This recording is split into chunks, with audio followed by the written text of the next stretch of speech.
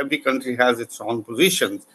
And we have been, even if somebody may say we are not obliged, but I think it's always useful in the context of international relations that whenever a situation like this is evolving, it's always good to keep your friends and partners informed about the true picture, the narrative, our own narrative, so as also to counter the narrative from your adversaries and take them into confidence, and so that the minimum they can do is take a rational, objective position on the current scenario and not rush into taking any steps which are against our interests. So I think to that extent we have been very, very successful. Of course, the Pahalgam attack was condemned unequivocally by almost everybody, except a few, and we are not surprised by that. And the Pakistan's narrative at the UN Security Council has also been more or less rejected. There is no resolution, no statement, and everybody has those who matter in the international politics today, geopolitics. They have acknowledged that India has a right to defend itself, and therefore, whatever appropriate action we think we should go ahead with it. But genuinely, of course, everybody is concerned and should be concerned, including our own selves, that we don't want a conflict. First and foremost, we don't. It's not we have been propagating that it's not an era of war, and left to us, we would not like to have a conflict. And the international players are also don't want that this conflict should become a regional conflict and with two nuclear powers, getting out of hand. So that concern is genuine. So when they call for restraint, they call for de-escalation. That's understandable. But so long as, but one question that we must ask the United States is that are they going to question Pakistan about the use of F-16, because they have put restrictions on the use of F-16, and I hope they are able to tell them that they will have to pay for it. I mean, they will be punished if they do that in the case of conflict against India. Over to you, Maria. All right, sir. Thank you so much for joining us. On that note, we are slipping into a short break. This remains our top focus. We'll continue to get more details on this developing story. Of course, it's a dynamic situation, evolving situation, and we'll continue to track the story from the power corridors of New Delhi to the front lines in Jammu and Kashmir and also in Punjab and Rajasthan.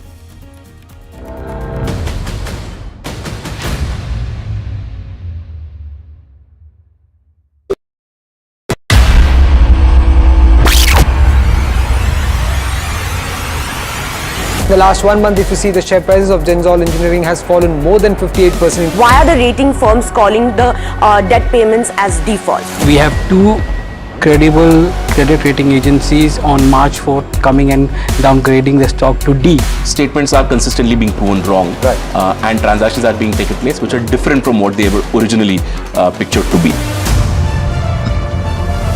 The company claimed it would roll out 6,400 electric vehicles. But what it has rolled out is a shocking scam. Funds meant for the project were funneled allegedly back to the promoters, the Junkie brothers. What did the money buy? Not EVs, of course, but a lavish flat in Gurgaon's luxurious DLF Carmelias.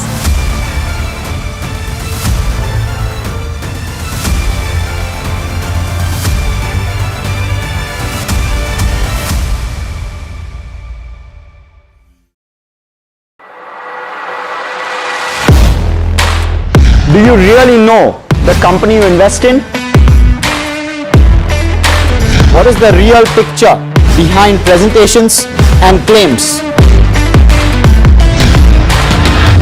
Is the outlook as rosy as the company claims? Know Your Company, powered by NDTV Profit Research, shines a light on the biggest stock market movers.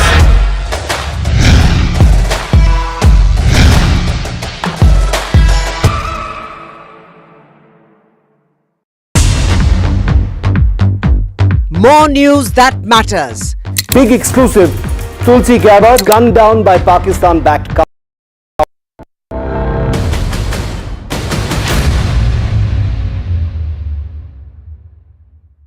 India is in a state of high alert. There are preparedness going on across the country, but it's also business as usual. Life is continuing, and here are the reports coming in from Bengaluru. As Pakistan attempts multiple misadventures along the border areas, here in Bengaluru and different parts of Karnataka, the situation remains absolutely normal. People are going on with their business as usual. You can see a vehicular movement, of course, being as heavy as ever.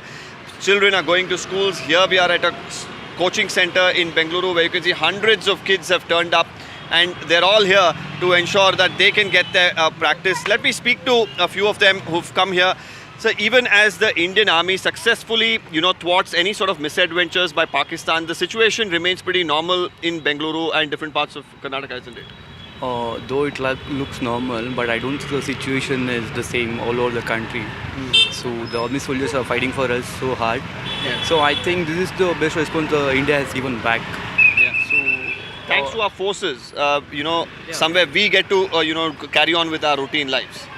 Yeah, I mean, all the citizens of India should be very much thankful to the army and all the defense systems. Yeah. Thank you so much. Well, as he mentioned, of course, now while the situation here does seem normal, there is, of course, a lot of efforts being put in by our armed forces to ensure this normalcy is maintained. And, it's not just here in Bengaluru, but various parts of the country, people are going on with their business because multiple, misadventures of Pakistan have been successfully thwarted by the Indian Army. They've, of course, tried to attack various army installations is what we are learning, but all of it, using aerial the defense mechanisms and also drones, India has successfully ensured that, the defense establishments remain safe, the civilians remain safe, and people get to carry on with their lives unaffected. With video journalist Govind, this is Deepak Bopana for NDTV. As Indo-Pak tensions escalate and several parts of northern and western India are being targeted by Pakistan, things are pretty normal in cities like Mumbai. Of course, I'm standing at the iconic gateway of India, which sees a lot of footfall on a daily basis, but life continues with a sense of normalcy in several sensitive and iconic locations in the city of Mumbai. A place like this was the epicenter of 26/11 attacks as well.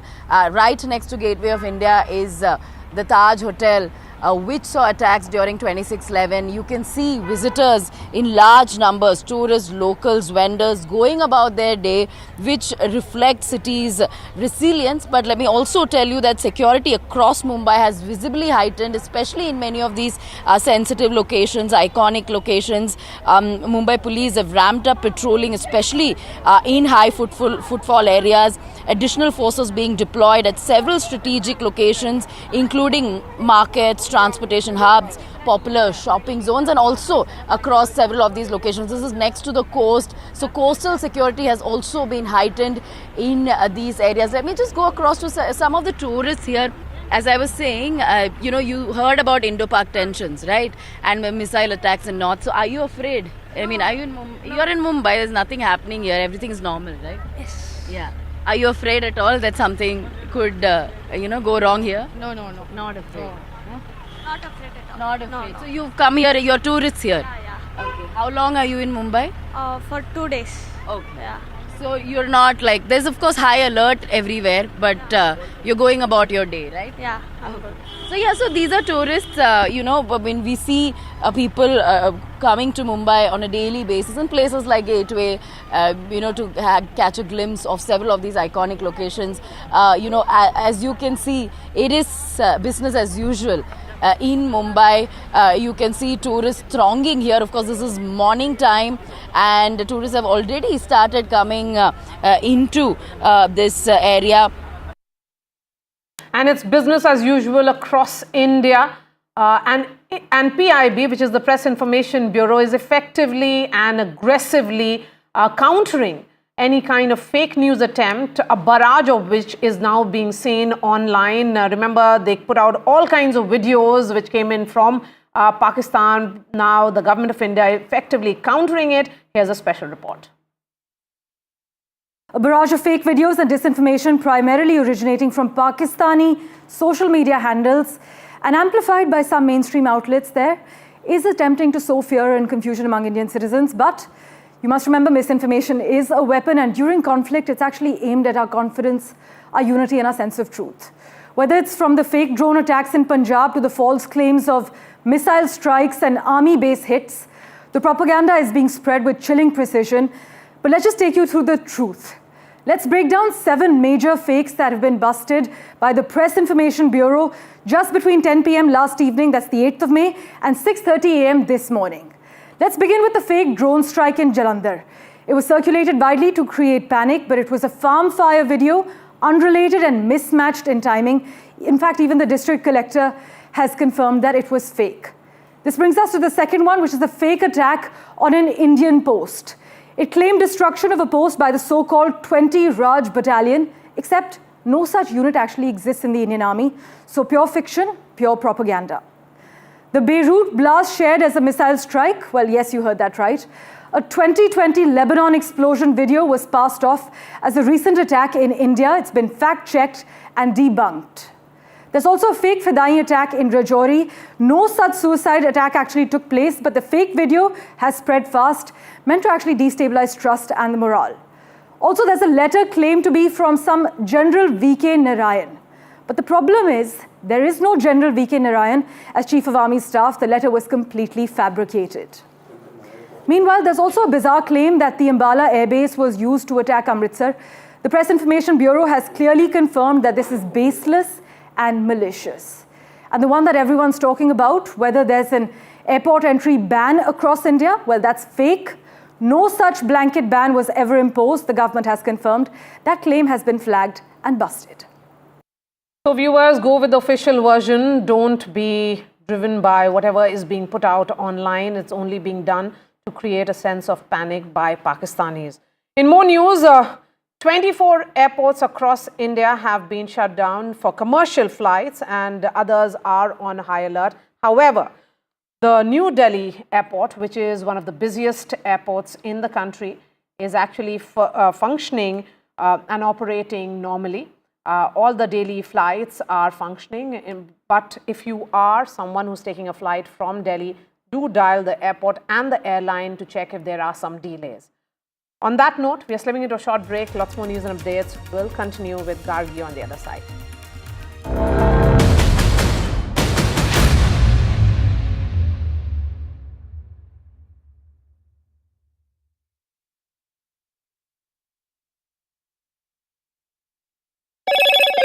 Hello, Moto. Motorola, India's leading AI smartphone brand.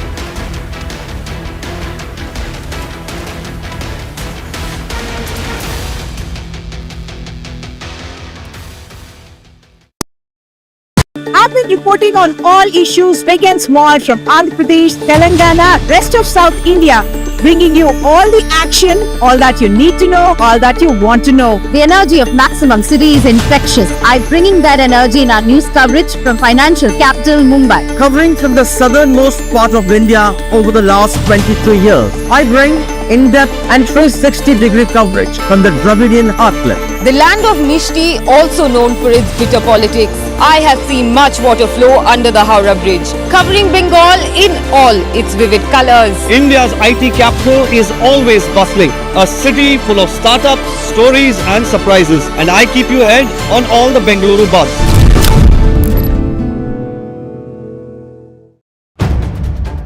If it matters to you, if it matters to you, if it matters to you, it matters to India. It matters to India. And it matters to me. And it matters to me. India Matters with Shivaru. Only on NDTV 24/7. In today's interconnected world, India's voice is more crucial than ever. When India speaks, the world listens. At NDTV World, we are that voice, bringing you intelligent and insightful news from India and beyond. From geopolitics and diplomacy to economic shifts, migrations, tech disruptions, and the stories of our diaspora. We cover the news that shapes our global future. NDTV World, your new home for global news is here.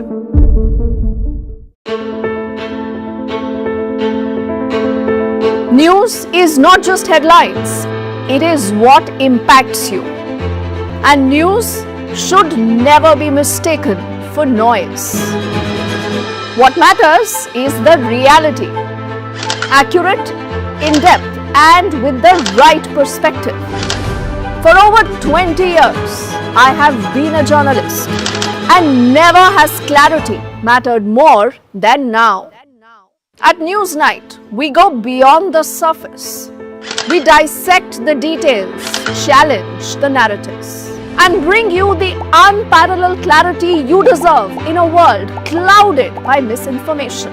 We are bold, we are direct. Newsnight, for the news in your interest. Only on NDTV 24/7. How often have you turned away from debates that descend into endless fights? We bring you a show where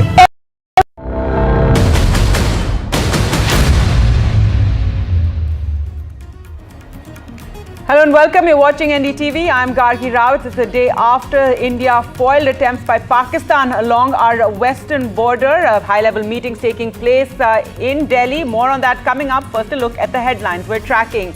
Defence Minister Rajnath Singh holds a high-level meeting with the Armed Forces Chief to take stock a day after the army effectively repulsed multiple attacks using drones and other munitions by Pakistan along India's western border. Several Pakistani military posts along the line of control have been destroyed as Indian forces retaliated. The first official army video is released of this military action.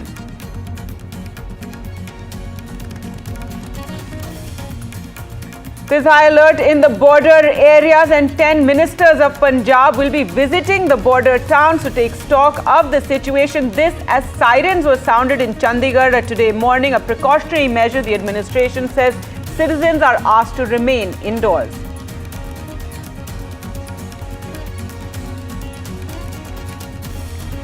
Multiple homes are damaged in Jammu and Kashmir and people evacuated as shelling and firing continue even this morning as well. And Chief Minister of Jammu and Kashmir Omar Abdullah arrives in Jammu the morning after the action that took place in Jammu. US Vice President J.D. Vance says in an interview that the conflict between India and Pakistan is fundamentally none of our business, though he and President Trump are encouraging both countries to de-escalate. But even as the army crushes this aggression on our western border, the rest of the country goes on as normal. The country marches ahead calmly, and residents have expressed full solidarity with the armed forces. Life continues at a calm and measured pace across much of the country.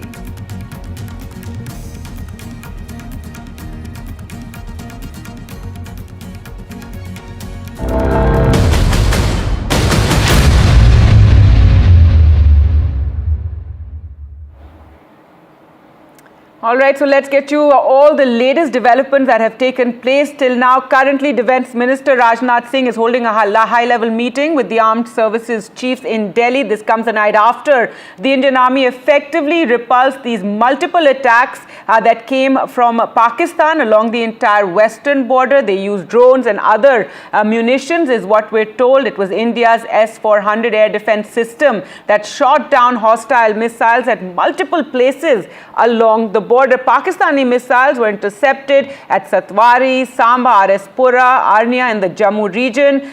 This morning, if we talk about, then sirens were sounded in Chandigarh for nearly an hour after an air warning was received from the Air Force station of possible attacks, is what officials have said, and people were advised to remain indoors and remain calm. Take a look at the morning after. You can see the kind of shelling and artillery fire, the damage it has caused to many of those houses near the border, and people have evacuated these areas.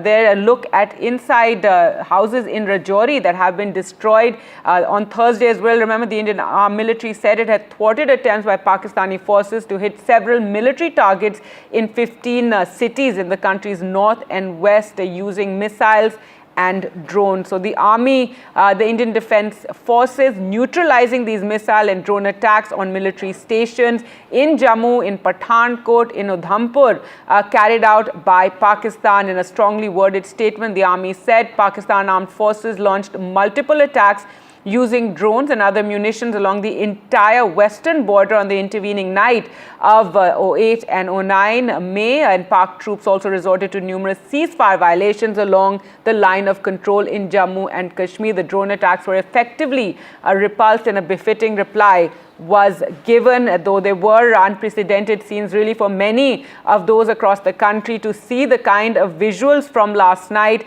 of rock missiles coming in and also being destroyed by the Indian military. Well, let's go across. All right, we will get you more updates on what really is happening right now, but there's a look at Jammu and Kashmir the morning after the situation yesterday. As we said, artillery fire and shelling continues along the border, as it has ever since the Pahalgam attack in which 26 citizens were killed. Since then, one has seen increasing and aggressive firing and shelling from Pakistan along the line of control as well as the international border. The worry now for many people is what's going to happen next. Will there be an escalation? NDTV's Shivarur sent us this report.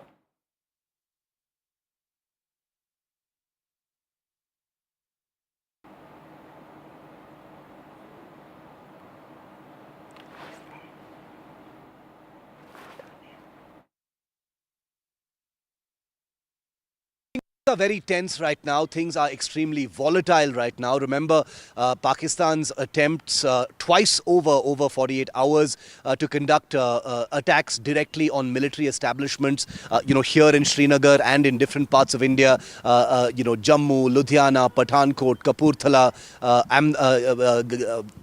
Chandigarh and elsewhere where we've been hearing air raid sirens today, suggests that Pakistan cannot be trusted to wind things down and de-escalate, even though India has repeatedly given them that option diplomatically.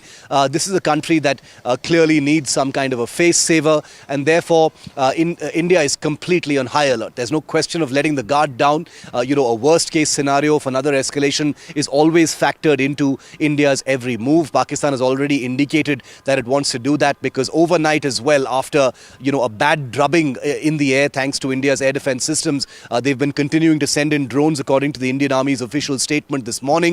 The Chaukibal, where I reported from last evening, saw heavy shelling overnight. So have Uri and Kupwara. So you can expect that things are going to remain hot today as well. There may be a possibility of things de-escalating, but war planners, military commanders, the political leadership are expecting things, always plan for the worst in this kind of a scenario. And that's what's really going to happen right now. Rajnath Singh, the defense minister, has of course met the three chiefs and the chief of defense staff. The prime minister is in in touch with all his, security establishment chiefs on a real-time, hour-to-hour basis, because this is an evolving scenario. And as we know, the Prime Minister, is fully plugged into every little decision that is being made at this point of time beyond the operational freedom given to the armed forces. So, expect an escalation, and let's just hope that things will actually calm down. All right, so that really is the question on everyone's mind. What happens next? Will we see an escalation?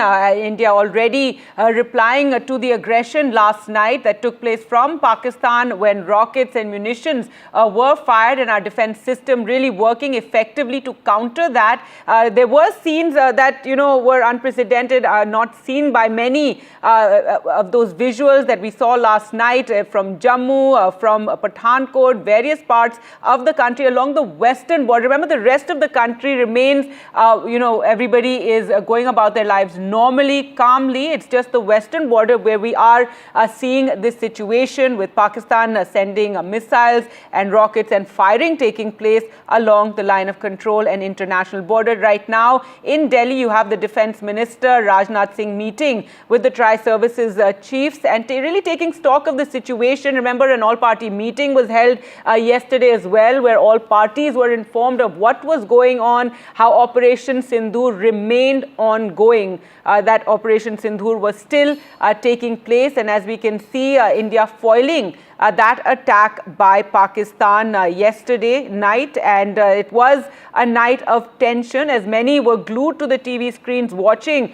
what was unfolding in places like Jammu and we said Pathankot and various parts along the western border as Pakistan was targeting military bases there. 8 Pakistani missiles intercepted at Satwari, Samba, RS Pura, Arnia as well, and it was through an air defense system, India's S-400 air defense system, that really shot down these missiles as they were coming in multiple places along the western border. There were blackouts in many areas. In Amritsar, one saw those visuals of the Golden Temple, the lights going off for the first time, but it was necessary steps that need to be taken during this time, as there is a warlike situation happening in this part of the country, in the northwest of the country, really, that we're seeing the warlike situation this morning as well.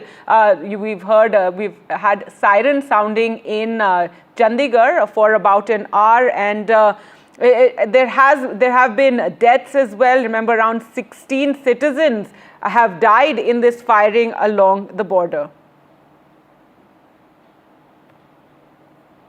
Now, high alert in our border states and border districts and towns in Punjab and in Rajasthan. And let's go across to Harsha now, who joins us from Jaisalmer, and Jaisalmer as well, where you can see this remains of a missile has been found there, and there's been high alert, there's been blackout as well. Over to you, Harsha. Tell us what's happening over there now.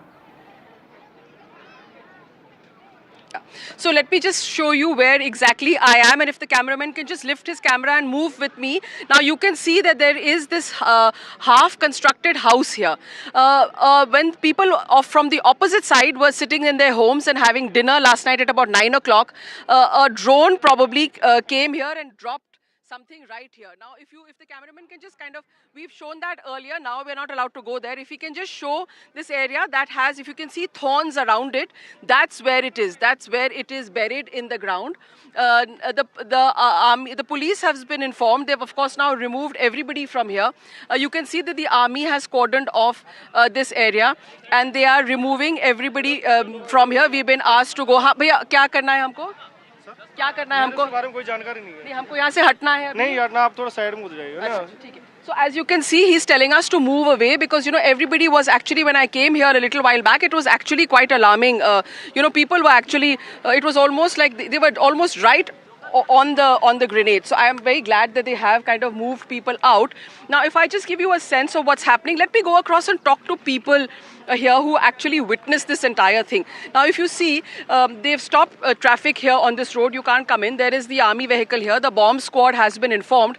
And these are the people who I spoke to earlier in the day who were here. भैया, आप लोगों का घर सामने है ना? आप यहाँ पे रहते हैं? आप लोग कुछ देखा आपने? आप कुछ सुना? हमने आपने कुछ रात नहीं को देखा। कुछ सुना? यहाँ पे कुछ चल रहा था? हमारा घर दूर है, हम देखने आए अभी। हाँ हाँ। अब तो हमारे को पता चला तब इधर अच्छा, आप आए देखने क्या आए। बम गिर गया है। पर रात को यहाँ पर खूब मूवमेंट हो रहा था। ये ड्रोन बारिश का। हो रही थी। ये पूरी यहाँ रहते हैं, सारे लोग रहते हैं। हाँ। यहाँ मैडम रहते हैं, ये बस्ती है पूरी, बस्ती के अंदर आके गिरा है। और ये तो शुक्र है कि फूटा नहीं है, फूटने से बच गया, नहीं तो बस्ती पूरी तबाह होती।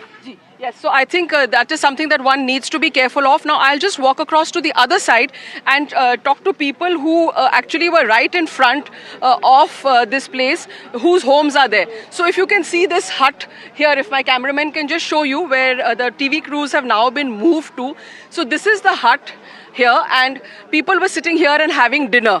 And then it came from the other side and fell here. Now I spoke to some of these people earlier, so let me talk to them.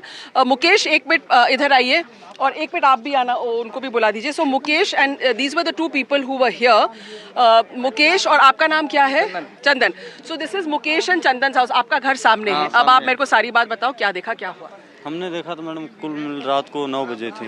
9 बजे थे उस टाइम से ऊपर आसमान में फायरिंग वगैरह, बम वगैरह हो रहा था. क्या आवाज आ रही थी उस टाइम? बहुत आ रही थी आवाज. सुसार की आवाज आ रही, सो ऐसे बाज रहा था सब लोग. और फिर क्या हुआ? फिर वहाँ से यहाँ से आया कर यहाँ पे गिर गया बम गिरा. फिर हम यहाँ ही सो रहे थे, यहाँ से भाग कर. आप एकदम सामने ही सो रहे थे या यहाँ चौक में सो रहे थे? नहीं यहाँ सामने सो रहे थे. यहाँ पे सो रहे थे. कूलर दिख रहा है ना आपको? कूलर के पास में थे. Okay, so if you just see, there's a cooler here, not very far from that. So they had put a cooler here, and they were actually practically sleeping right next to that bomb. So वो तो बहुत ही मतलब बाल बचे हो आप लोग. हाँ बचे मैडम, बाल बच गए. एकदम पास में सो रहे थे ये. हाँ यहाँ पे सो रहे थे. कौन सो रहा था यहाँ पे? यहाँ पे मम्मी पापा वगैरह हम सब सारी फैमिली सो रहे थे यहाँ पे. फिर क्या हुआ? फिर रात को 9 बजे वहाँ से ऊपर फायरिंग चल रही थी. यहाँ से बम यहाँ से आया, फिर यहाँ ये तो गिरा था. उस टाइम बहुत खड्डा वगैरह होता, थोड़ी मिट्टी वगैरह उड़ी थी. उस टाइम तो बरसात वगैरह थी, उस टाइम तो कोई देखा नहीं. सुबह उठ के सबने देखा. अच्छा, आपने सुबह उठ के तो आपने पुलिस को कब बताया? पुलिस को सुबह पहले तो हमने सरपंच साहब को बताया, गांव के सरपंच साहब पुलिस को बताया. अच्छा, और पुलिस कब आई यहाँ पे? पुलिस आई सुबह लगभग 7 बजे. 7 बजे पुलिस आ गई. और उसके बाद में आर्मी कब आई है? आर्मी आई आधा घंटा लेट आई थी. उसके बाद हाँ उसके बाद पुलिस के बाद अब वापस आर्मी आई है. हाँ वापस आई. नहीं आर्मी तो उसके साथ में आई थी ना. नहीं 15-20 मिनट लेट उसके साथ आई थी. तो पुलिस और आर्मी 7 बजे आ गए थे. उन्होंने आपको आके क्या कहा कि भाई जाना नहीं, छूना नहीं?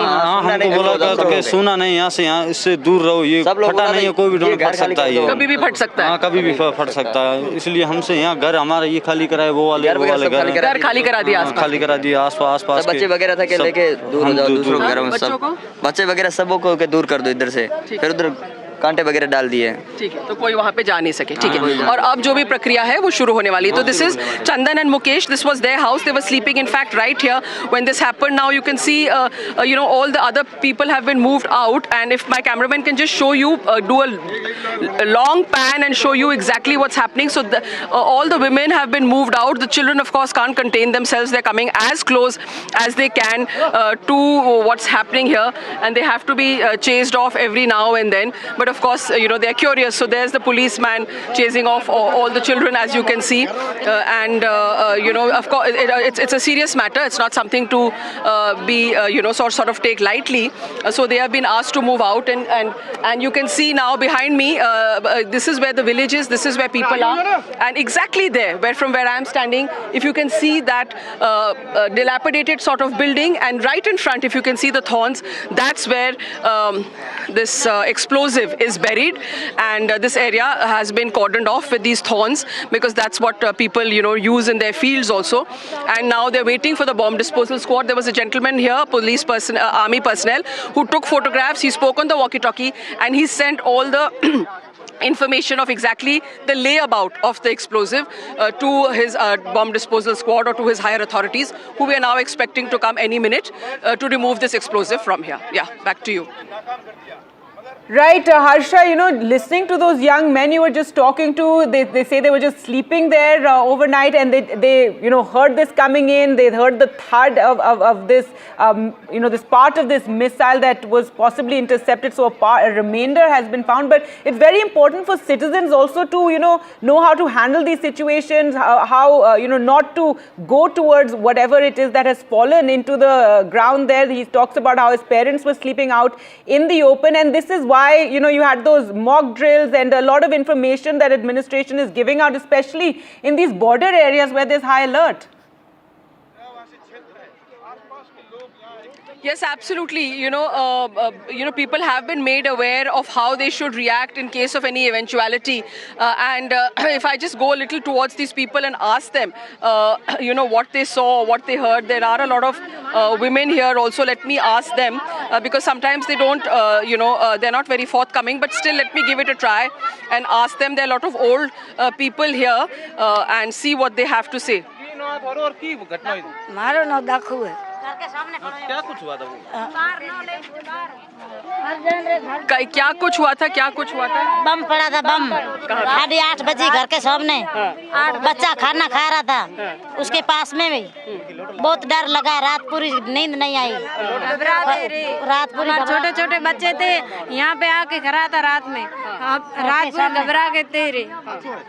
फिर वहाँ पे आया, अभी कौन नहीं, पर आप लोगों को बताया गया है कि ऐसा कोई चीज आए तो उसको हाथ नहीं लगाना, पीछे हट जाना। आप लोगों को हटाया गया वहाँ से? हाँ, हटाया था। हम सारे गांव भिड़े थे। हाथ लगा था, मेरे खोंच मुँह बाहर लियो, मुझको नहीं हाथ लगाना। कौन हाथ लगा रही हो? बच्चा लगा रही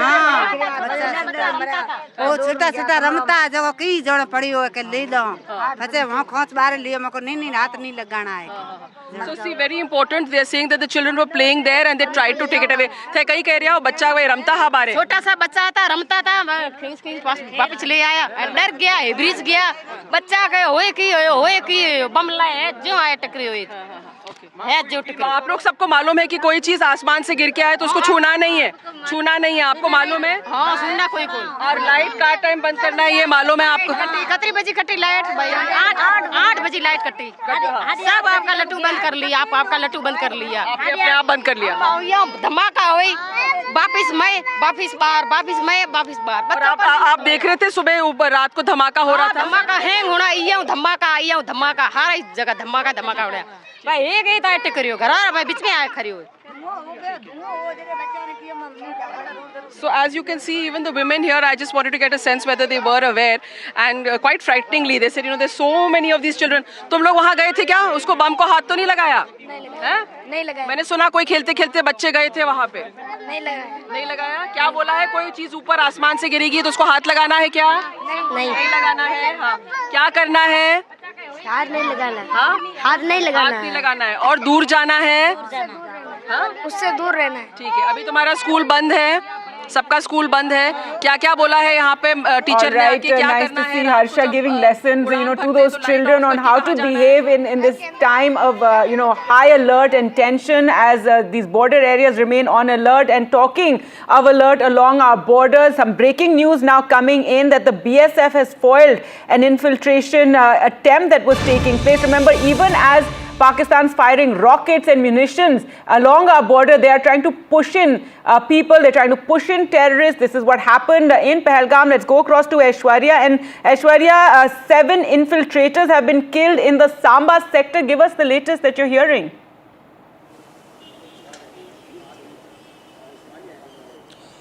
Well, and the Indian Army is giving every proof of the Pakistani troops being involved in the infiltration by terrorists as well. It is now the update which is coming in from the Border Security Force, and the visuals have also been released by the Border Security Force that at least 7 terrorists had been neutralized, and it was in the Samba sector when an infiltration attempt was made by a big group of terrorists and has been tried, which was detected by surveillance grid.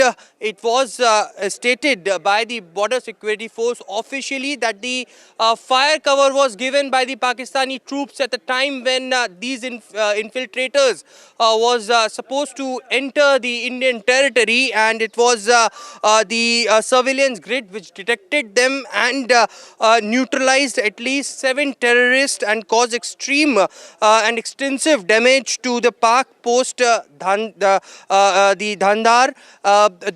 The clip of destructions of the BMC LMG bunker Dhandar is enclosed as being stated by the border security force. On those visuals that we can clearly see how the border security force have neutralized these terrorists.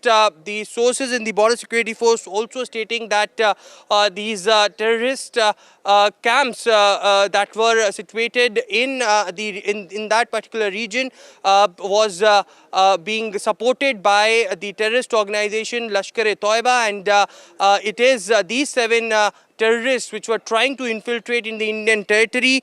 The surveillance grid had detected them, and the infiltration bid was supported by the fire from Pak troops. That's a big claim by the Indian Army that has also been made. The border security force was on alert mode at that point of time. The Pakistani troops was giving them support. They were firing on the Indian post, and on the other side these terrorists were trying to infiltrate into Indian territory, and they were detected by the BSF. 7 terrorists were neutralized on the intervening night of 8th and 9th May. Right, and Aishwarya, we're seeing those visuals that have been shared by the army, by the BSF, and this is so important to tell our viewers because this is exactly what India has been saying, that we are not the aggressors, it's these terrorists. And over years, over decades, we've seen terrorists being pushed in through our borders from Pakistan by the army there, and to create trouble here and the terror acts such as what we saw happen in Pahalgam. And that is the reason for Operation Sindoor, where we've attacked the terror bases. We have targeted the terror bases in Pakistan, and these sort of visuals and this video evidence is so important in as India is telling the world as well that we are not the aggressors. It is us defending our borders, defending ourselves in the face of this constant aggression, this bleeding by 1,000 cuts that Pakistan wants to inflict on us. Well, giving the world the proofs of Pakistan-sponsored terror. It is Pakistani establishment which is providing safe shelters to the terrorists out in Pakistan.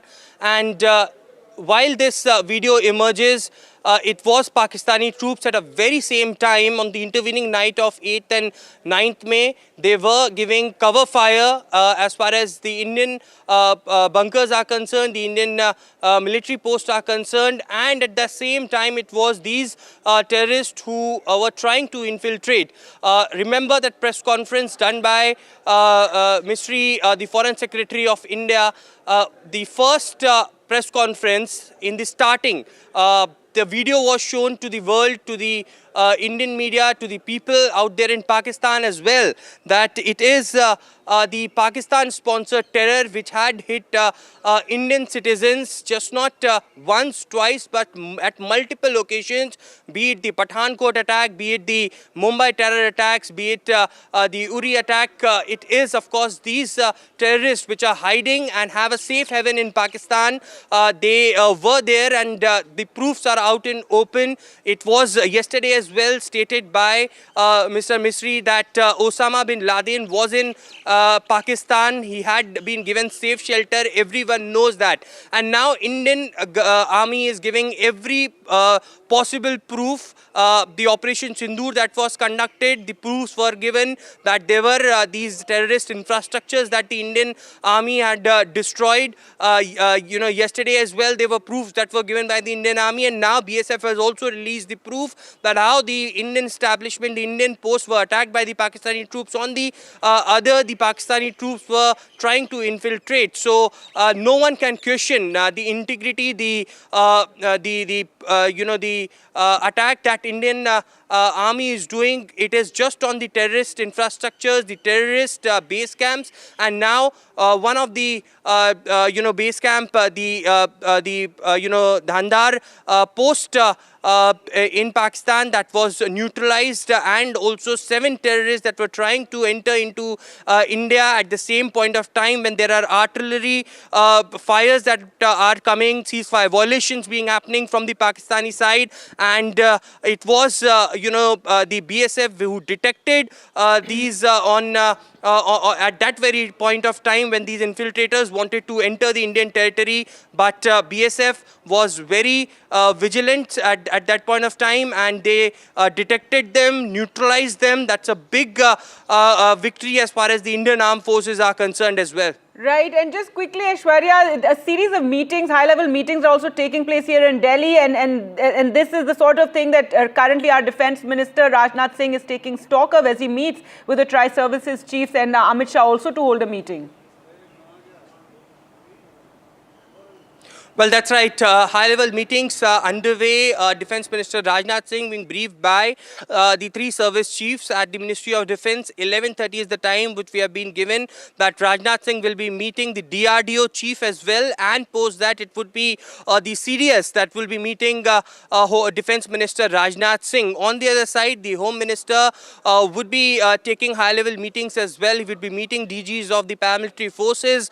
The briefing is being given to the top two ministers who are holding crucial positions as far as the leadership is concerned, and giving directions to the armed forces as the free hand has already been given by the Prime Minister to them. Although the sources have confirmed to us that after these crucial high-level meetings that will be taking place at both North and South Block, where we are reporting from, the Defence Minister Rajnath Singh can most likely go to Prime Minister's residence, the 7 Lok Kalyan Marg as well, and he can be briefed. The government sources have indicated that from Prime Minister to Home Minister to Rajnath Singh, everyone is keeping a close eye and they are meeting the top officials from the administrations on a regular basis.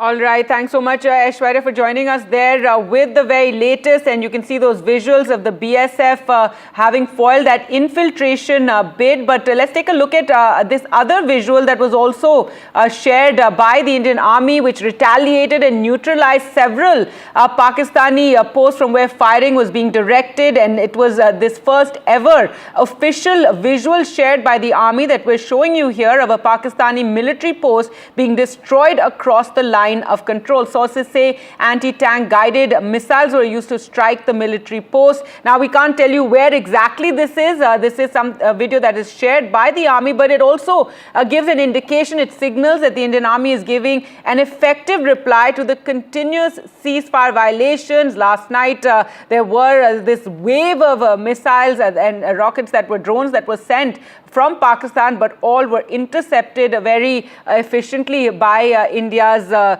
system. So there you can see that video. This is the first official video that was shared by the Army. Earlier, Shiv sent us this report. This is the first official footage released by the Indian Army depicting its destruction of a Pakistan Army post along the line of control. It has been officially tweeted out by the Indian Army. It's only a few seconds long, but it is extremely clear what's happening in this video. Allow me to explain. This is part of the crossfire that's taking place between Army posts on the Pakistan side of the line of control and the Indian side. As you know, for the last over a fortnight, there have been steady escalation in ceasefire violations. In the aftermath of Operation Sindoor, Pakistan escalated from small arms and machine guns to heavy guns and artillery and mortars, and I've been reporting from the frontier areas where this has been taking place. But this particular video clip is the first acknowledgement, and I have this straight from the Army, that the Indian Army has inflicted heavy damage on Pakistan Army posts. This tiny clip actually shows an Indian Army anti-tank guided missile winding its way towards a Pakistan Army post and completely obliterating it. The imagery is a thermal imaging or infrared camera that captures the entire thing, suggesting obviously that it happened at night. That's when most of the crossfire has been taking place. The context of the image is extremely important because remember, India began Operation Sindoor by targeting terrorist camps, terror infrastructure, terrorist headquarters. Pakistan responded by trying to target military establishments in India, which is being seen as an act of war, and that's one of the reasons why the Indian military has been cleared to target establishments in Pakistan. An air defense installation of the Pakistan Air Force was destroyed in Lahore, for instance, and many other which are still emerging, and we will only talk about those once those are corroborated. But this particular clip depicting the destruction of a Pakistan Army post on their side of the line of control is something we've been reporting has been happening, especially in the Rajouri Poonch sector. much heavier damage than just depicted by this video. Also in Uri and Kupwara, where we are heading and will be reporting from later today. This is that first acknowledgement that so far the Indian military has been cleared politically to only target terrorist sites.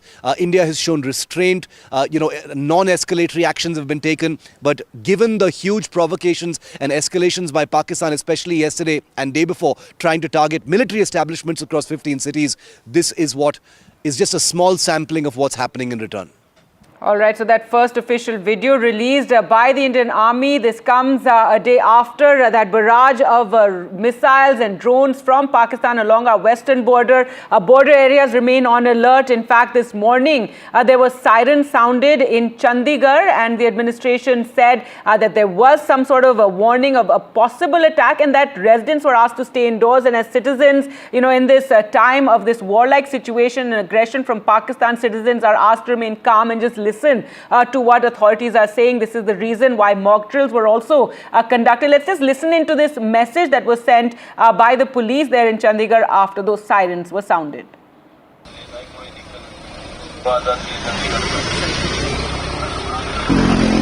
ये सभी ध्यान दें, जैसे ही चंडीगढ़ में जिस भी time siren की आवाज आती है, तुरंत रोड और पार्क को छोड़ के अपने घरों के अंदर चले जाएं। कोई रोड और पार्क पे न मिले। नियर बाई अगर आपका मकान नहीं है तो नियर बाई बिल्डिंग में चले जाएं, कोई दिक्कत नहीं है। रोड और पार्क के अंदर कोई नहीं मिलेगा। जैसे ही सायरन की आवाज सुनाई देती है, अपने घरों के अंदर चले जाएं।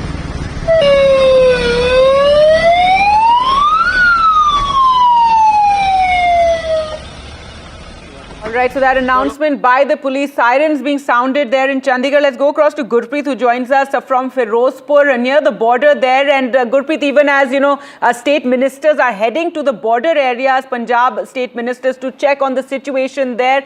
First, tell us about this sirens that was sounded this morning in Chandigarh. Well, what we have learnt from the Deputy Commissioner of Chandigarh, he says there were inputs which was shared with the local administration by the Air Force, and immediately that alert has been given to all the residents. We have seen they had sounded sirens so that the people should be aware of the situation immediately and they should stay at their residence. But what we have seen after Chandigarh, we have seen all the precaution had been taken by other local administration, whether it's Mohali or Panchkula. They had also asked the resident not to come out of their residence because we have seen during the analysis by our defense forces, it was also learned Chandigarh was also on the prime target of Pakistan. They also analyzed each and every moment of Pakistan, these drones as well as missile which has been thrown and launched from Pakistan side. Right now we are reporting from Firozpur district, and this is the border area from where we are reporting. First of all, I'll request my Vijay to show all these pictures, because these pictures and images have a lot of importance at this point of time. We can see, despite throwing a lot of drones and the missiles in the Indian territory, which we were able to even neutralize when they were trying to make a prime target, whether it's Bathinda, Firozpur, Amritsar and other places, we have seen the life is normal. The people are very calm here, and the way we have seen multiple mock drills are being conducted, multiple trainings are being given to the local resident, and specifically in this border area we are able to move from one village to other village. Also, the people here in border area, they are saying they are with the nation. They have already sent their children and women to a safer place, but they want to contribute to the nation if it is required. They have already brought a lot of machines in this border area villages, where they have brought tractors and trolleys, so that if it is required, they will definitely try to help our forces.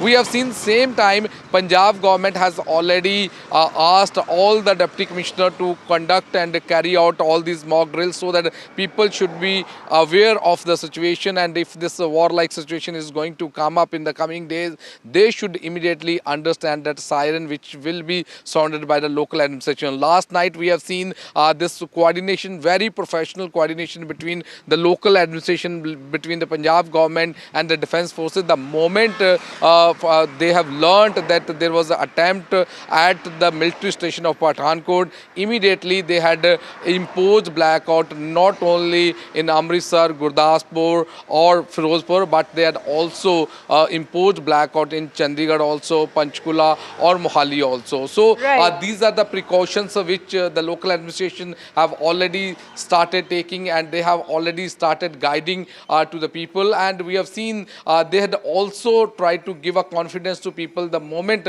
this communication, this coordination which was going on between the local administration and people also, the moment they saw the situation is under control, immediately they resumed electricity so that the people should not face more problem. And now we have seen Punjab government has already asked all the ministers to go to the border area to find out the situation there and try to find out what are the problems so that there should be proper solution. And the situation which has already come up that there is a need to combat with the situation, and the people here in border area, they are already supporting the way the Indian government has already initiated this fight against terrorism.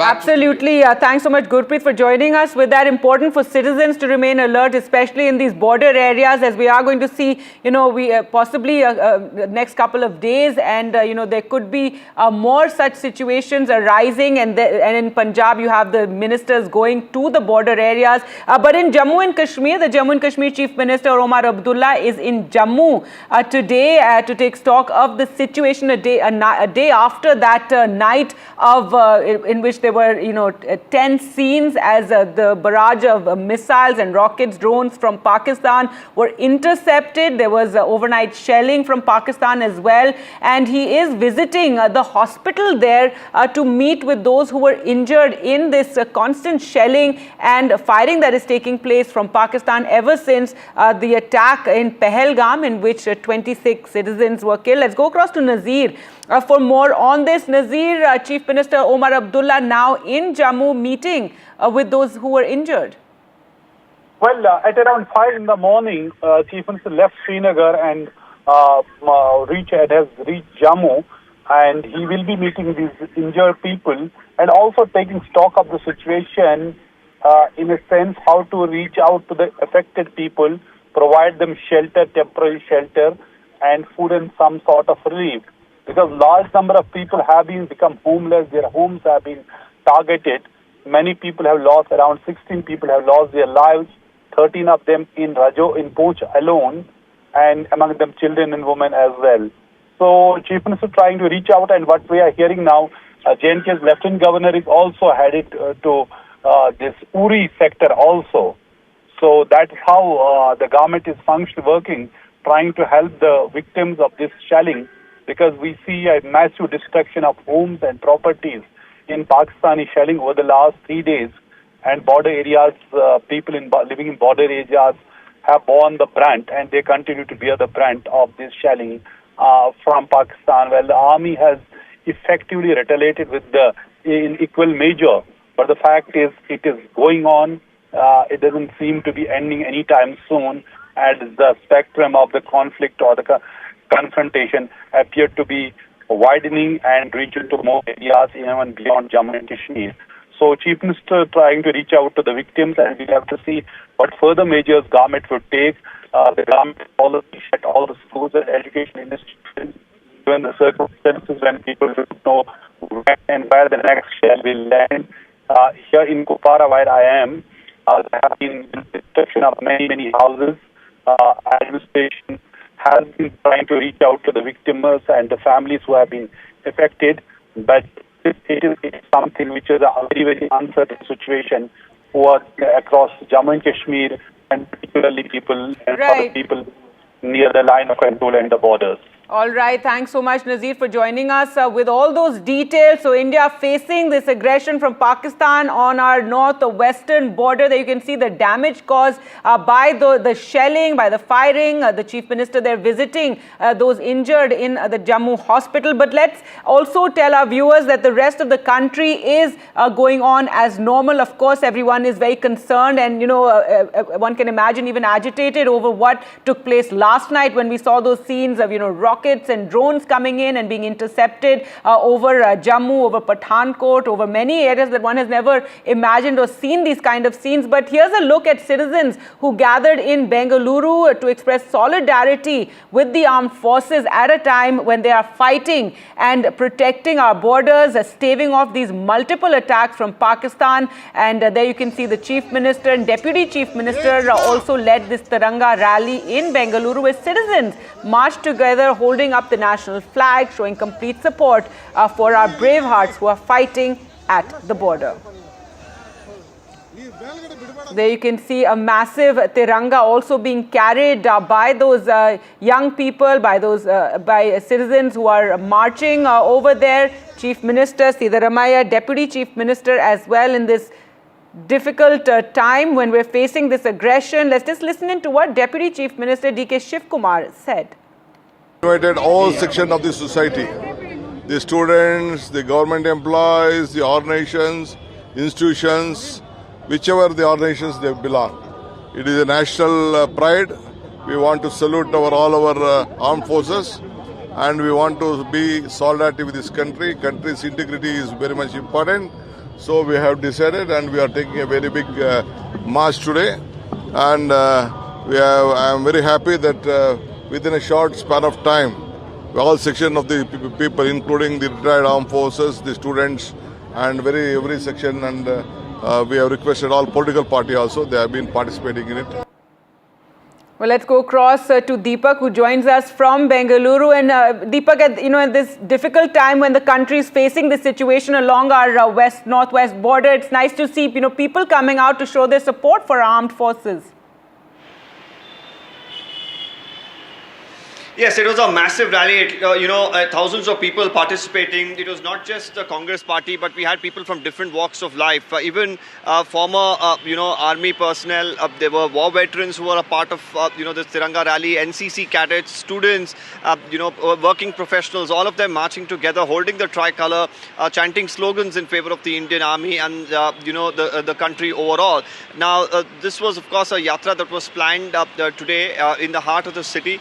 And like I said, the participation was massive. It did show, complete, solidarity with the armed forces. And here, as we heard from the Deputy Chief Minister himself, saying that at this point in time, it's the time to show the armed forces that the nation is united. They are together. They are completely backing the armed forces, whatever decisions that they're taking, ensuring that they're protecting our borders, protecting civilians, protecting defense establishments across the country. And the little that the people can do is to show any form of solidarity and support to the armed forces. All right, Deepak, thanks so much for joining us with that. And with that, we'll slip into a short break and continue to get you all the very latest developments. Stay with us.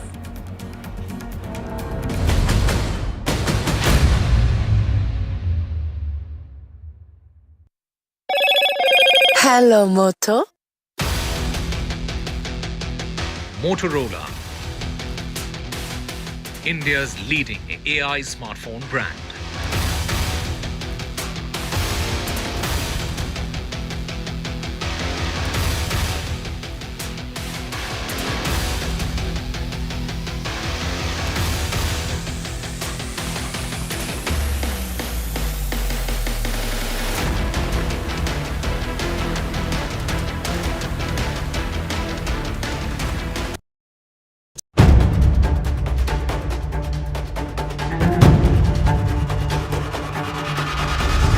If it matters to you, if it matters to you, if it matters to you,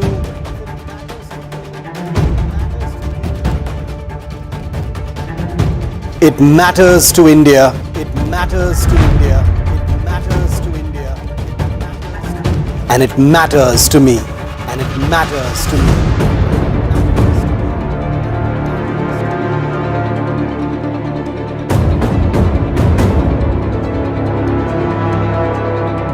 India Matters with Shivaru.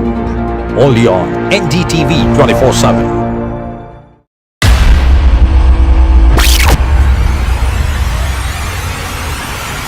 The last 1 month, if you see, the share prices of Jensol Engineering has fallen more than 58%. Why are the rating firms calling the debt payments as default? We have two credible credit rating agencies on March 4th coming and downgrading the stock to D. Statements are consistently being proven wrong, and transactions are being taken place which are different from what they were originally pictured to be.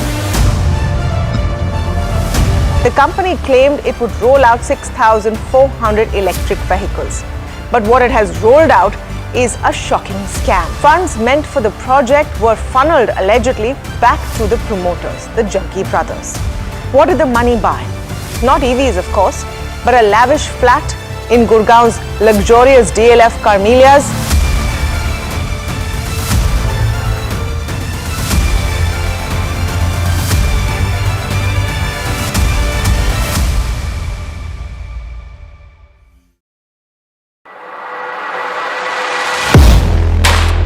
Do you really know the company you invest in? What is the real picture behind presentations and claims? Is the outlook as rosy as the company claims? Know Your Company, powered by NDTV Profit Research, shines a light on the biggest stock market movers.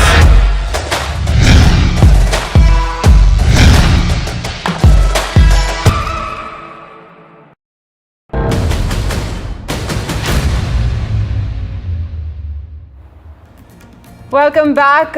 India thwarted a wave of missile and drone attacks last night from Pakistan, which targeted our military stations and other cities. We retaliated effectively. This was along our western border. But do remember, in the rest of the country, things are normal. People are functioning normally. In fact, the best action our citizens can do is just to go about their day calmly. It is, a time of tension, and many are glued to their phones or to the screens, watching or checking on every update. But do remember, our army has thwarted all the attempts, all the aggression by Pakistan, and the situation in the rest of the country is calm. There's tension along our borders, but the rest of the country is carrying on, calmly. Well, to talk about the situation really and what next, as tensions have risen to this level between India and Pakistan, we're now joined by Dr. Tara Karta, former Director, National Security Council Secretariat, and Major General Sudhakar G, a security expert. Thank you so much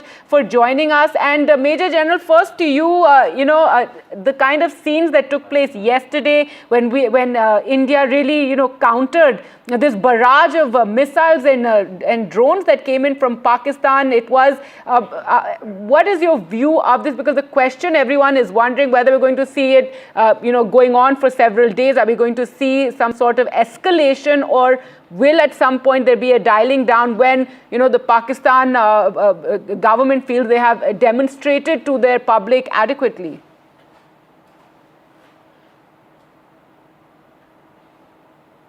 Right, sir, if you could just unmute yourself.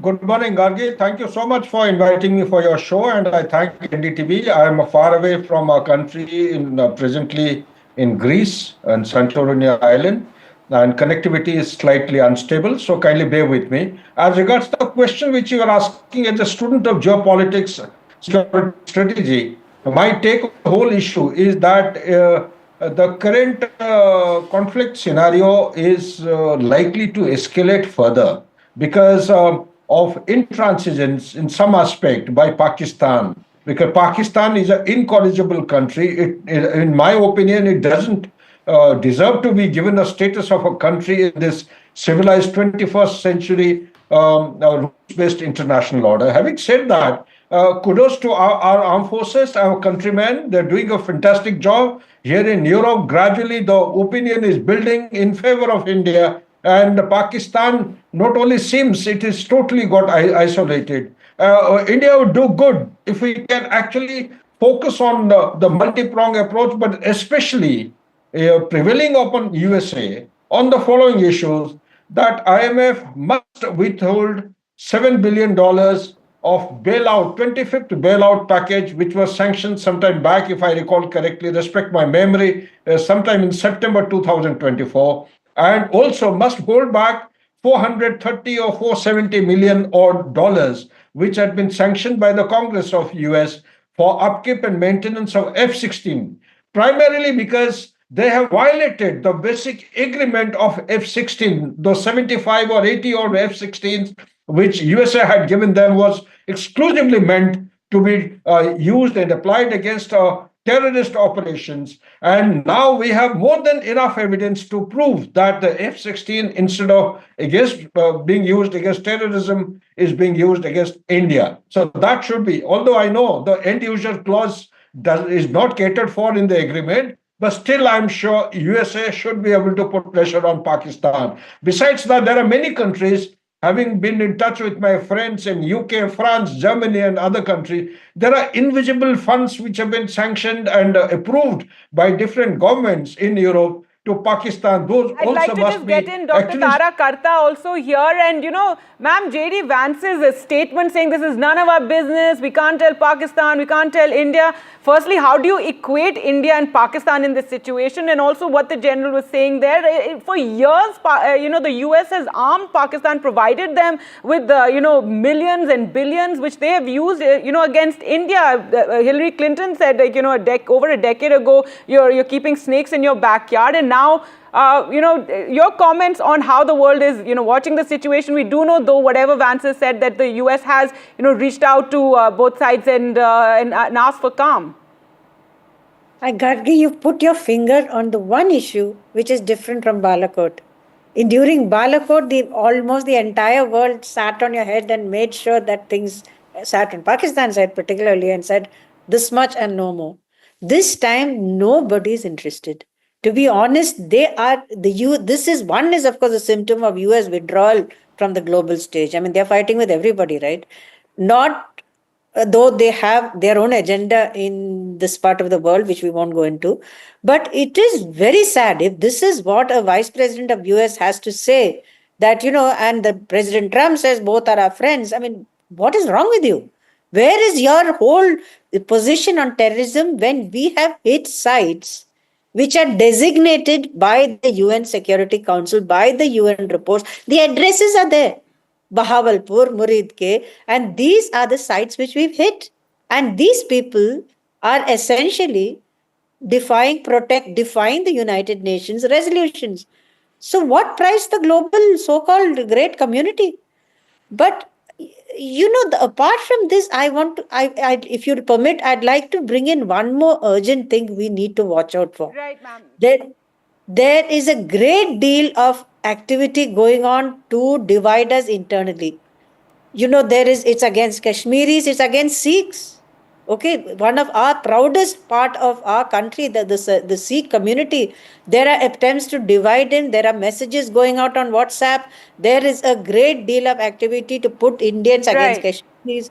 We really, I would request the media also to point this out and not allow this to happen. We have to stand together. In fact, this is something that we heard in, you know, the press conference as well, addressed by Mr. Mistry, who he said these were attempts to really divide the nation. Thank you so much, Major General Sudhakar and Dr. Tara Karta, for joining us on the program. It is, you know, a day after the night where we saw this aggression from Pakistan with the drone attacks as well as missiles being fired, but effectively being countered by the Indian Army. All right, so let's just take a look, as we were discussing with our guest there, that as the Indian Army continues to thwart Pakistan's drones and missiles, let's break down how Pakistani elements have based out of the country have been involved in several acts of terror across the country. Well, from New York to Mumbai and from London to Kabul. Viewers, when terror strikes, the smoke often drifts east. Different attacks, the same shadows. Is it just a mere coincidence or a deadly pattern? Let's quickly unpack Pakistan's global terror connection. Now, first up, we have the 2008 Mumbai terror attacks. India's financial capital bled for 60 hours, 166 dead, 100 scars. The attackers, well trained, armed and directed by Lashkar-e-Taiba, their plan pieced together in Pakistan. Islamabad played innocent. Still, the trail did not lie. Ajmal Kasab was caught and subsequently revealed Islamabad's nefarious plot. Cut to London, the 7th of July, 4 coordinated blasts, 52 lives lost here. The bombers were homegrown Brits. However, they made a deadly pilgrimage to Pakistan. There, in the tribal Badlands, the 4 radicals, they also got radical sermons and maybe something far worse. Proof that what starts in the mountain does not always stay in those Pakistani mountains. Now, cut to 2006, the transatlantic aircraft plot. Now, for your perspective, it's the same plot that has banned liquids on international flights forever. Foiled just in time, the mastermind, well, Rashid Rauf, one British Pakistani citizen operating from deep inside Pakistani territory. And well, the plan was transatlantic, but the roof ran straight through Rawalpindi. Now, next up we switch to May 2010, Times Square in New York. A smoking SUV inches from disaster. Faisal Shehzad, a Pakistani-American, admitted all of it. He trained with the Tehreek-e-Taliban Waziristan. It was terror exported straight from Pakistan's backyard. We'll keep you getting more of these global instances where Pakistan has been involved. For now, we step into a short break.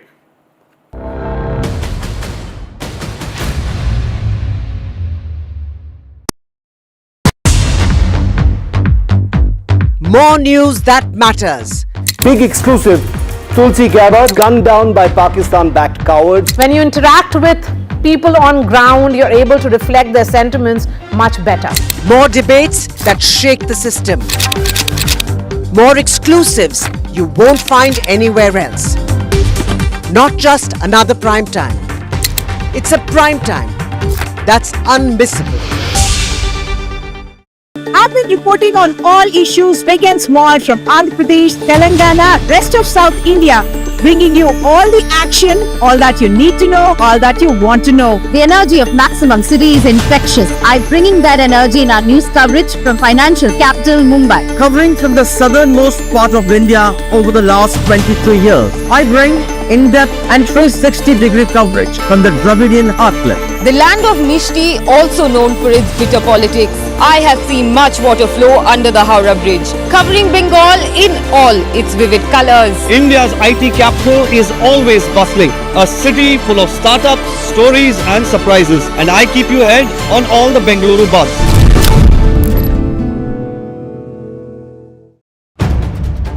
If it matters to you, if it matters to you, if it matters to you, it matters to India. It matters to India.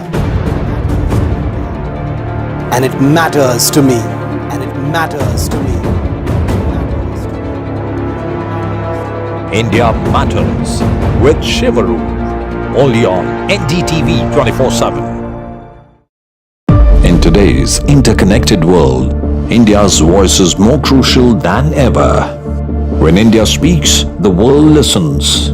At NDTV World, we are that voice, bringing you intelligent and insightful news from India and beyond. From geopolitics and diplomacy to economic shifts, migrations, tech disruptions, and the stories of our diaspora. We cover the news that shapes our global future. NDTV World, your new home for global news is here.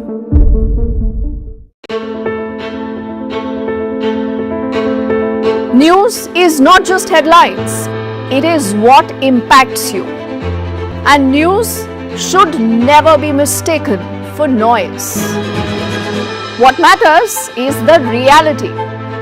Accurate, in-depth, and with the right perspective. For over 20 years, I have been a journalist, and never has clarity mattered more than now. At Newsnight, we go beyond the surface. We dissect the details, challenge the narratives, and bring you the unparalleled clarity you deserve in a world clouded by misinformation. We are. How often have you turned away from debates that descend into endless fights? We bring you a show where how often have you met Defence Minister Rajnath Singh? Thank you.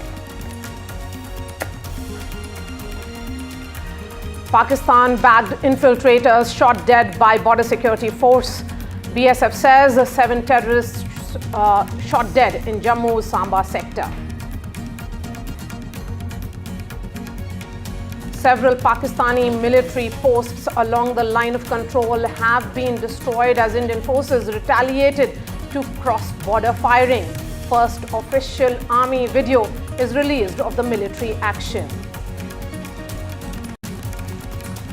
And Pakistan continues indiscriminate shelling across LOC. NDTV reports from severely damaged homes gets all the ground reports.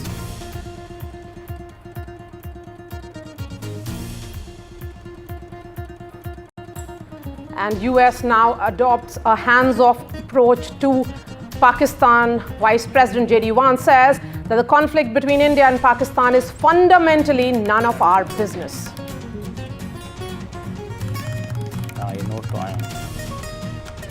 And residents across the country have expressed a full solidarity with the armed forces as life continues at a calm and measured pace across much of India.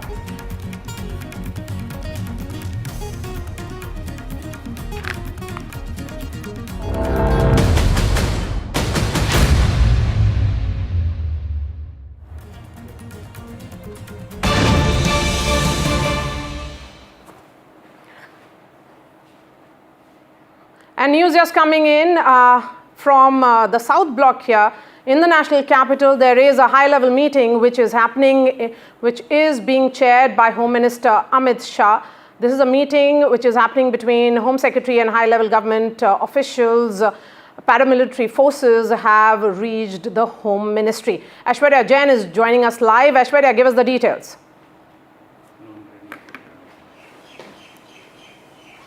Okay, well, Home Secretary Govind Mohan is already at the Ministry of Home Affairs, and now the DGs of the CISF, the ITBP, SSB all have arrived, and shortly there would be a meeting, a review meeting for border-sensitive areas that would be chaired by Home Secretary Govind Mohan very shortly. It is, of course, it was expected after the the recent developments that had been that had undertaken as far as the intervening night of 8th and 9th May.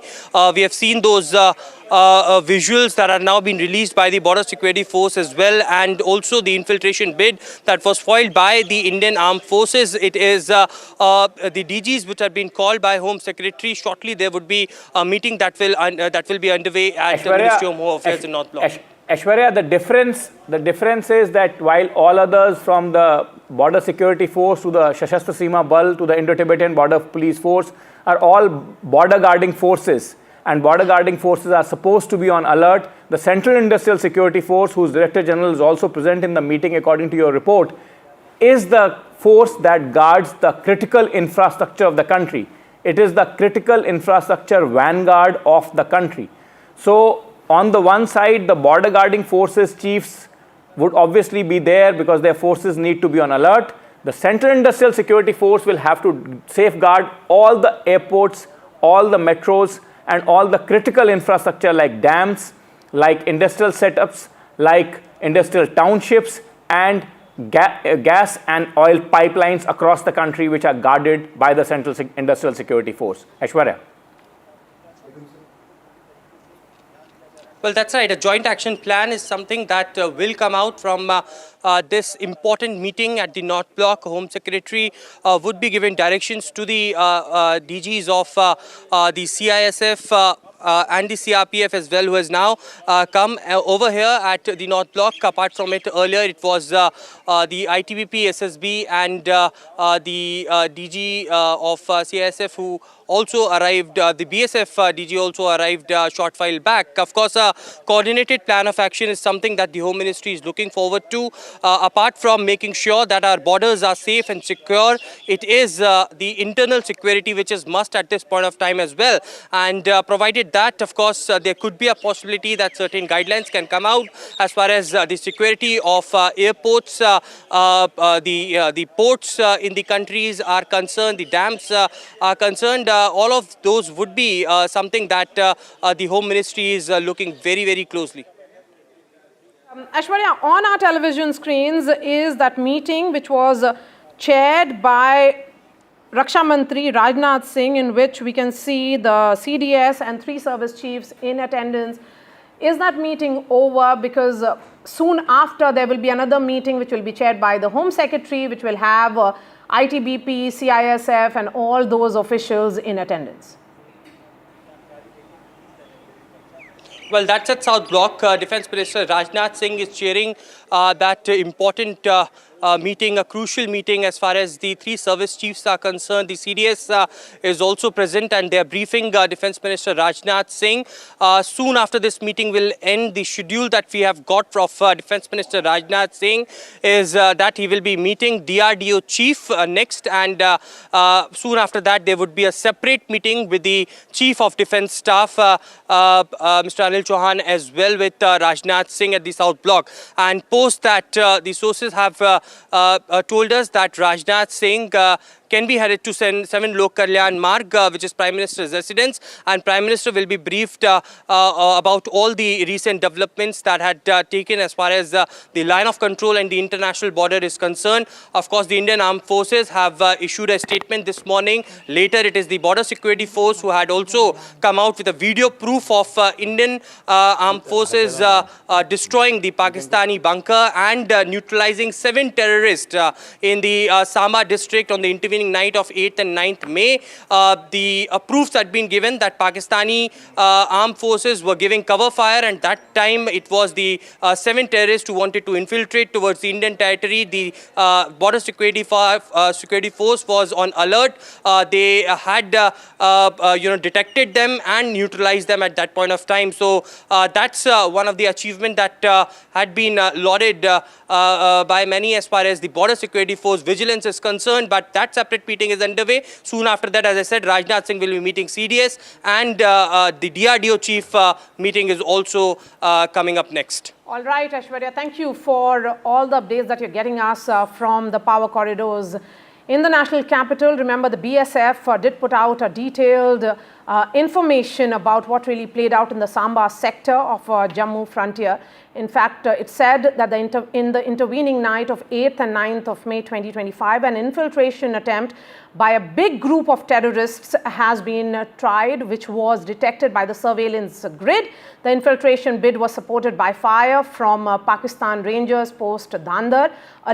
Alert troops of BSF neutralized the infiltration bid is what the BSF is telling us. 7 is a very large number, Maria. Okay. Usually the infiltration happens in smaller batches, 2 to 3. This seems to be obviously Pakistanis trying to take advantage of all the warlike activity on our frontiers and trying to sneak in a large group while the forces are actively engaged with their Pakistani counterparts. So that's a very active infiltration bid, clearly on the directions of the Pakistani border guarding forces. Yes, so let's now play that ground report which has come in from Mohammad Ghazali, who's reporting from the Rajouri sector. Remember, the firing along the LOC has stopped for the moment, but it could resume any moment because we are dealing with a state which doesn't really function like a country per se. Let's play out that ground report from Rajouri now.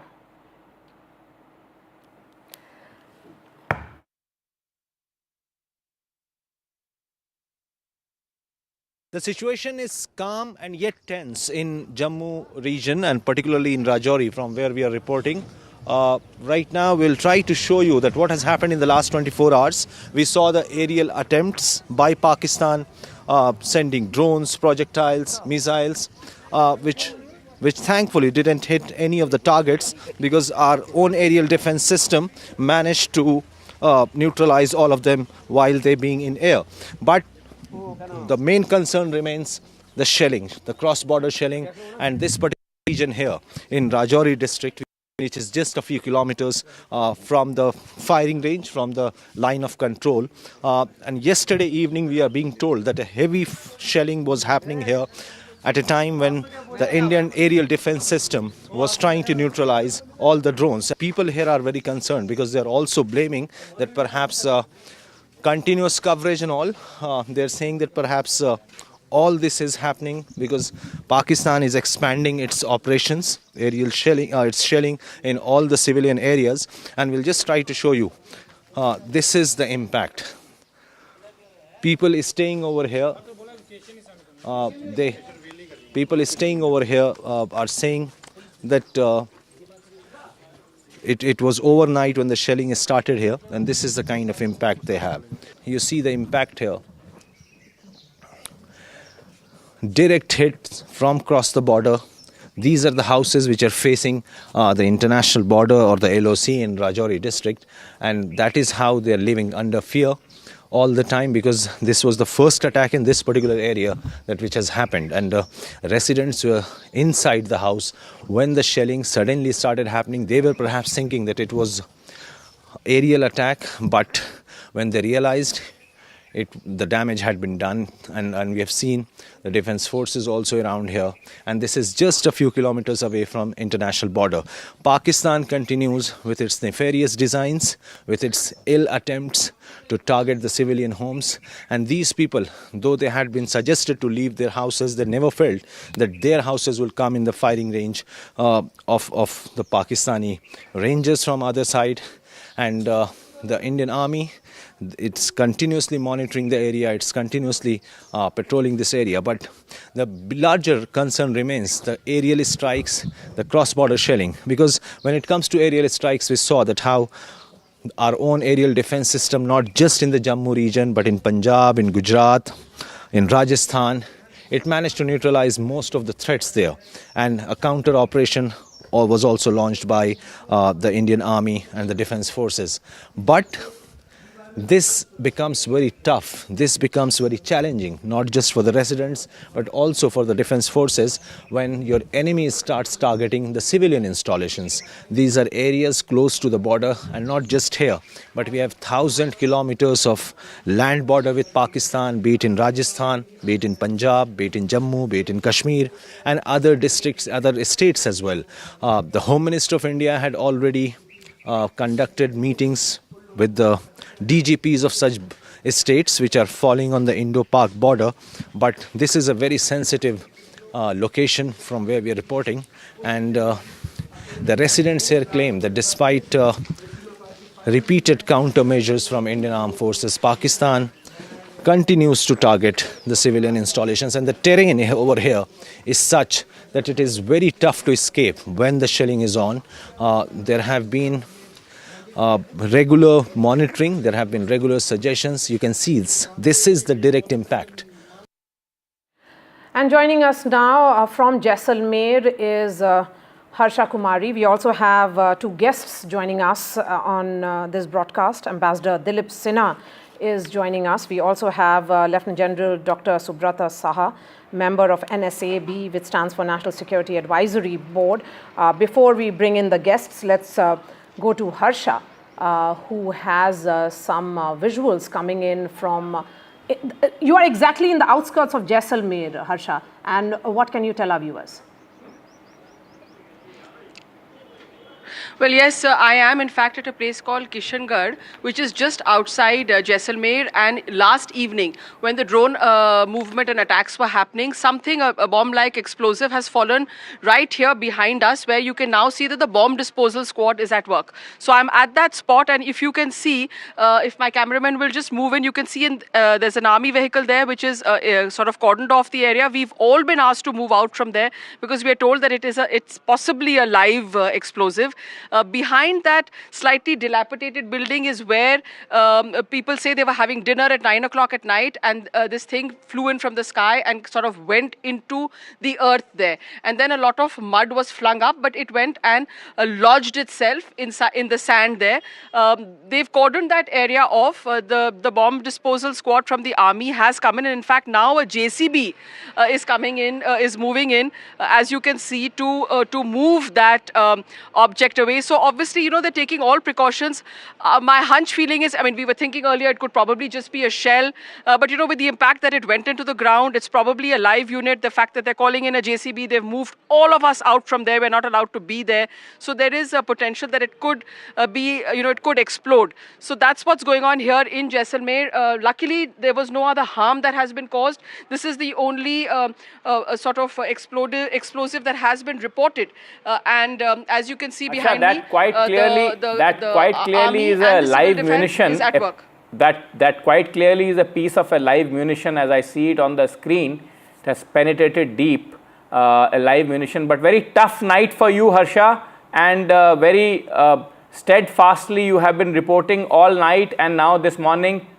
Take care of yourself and your crew.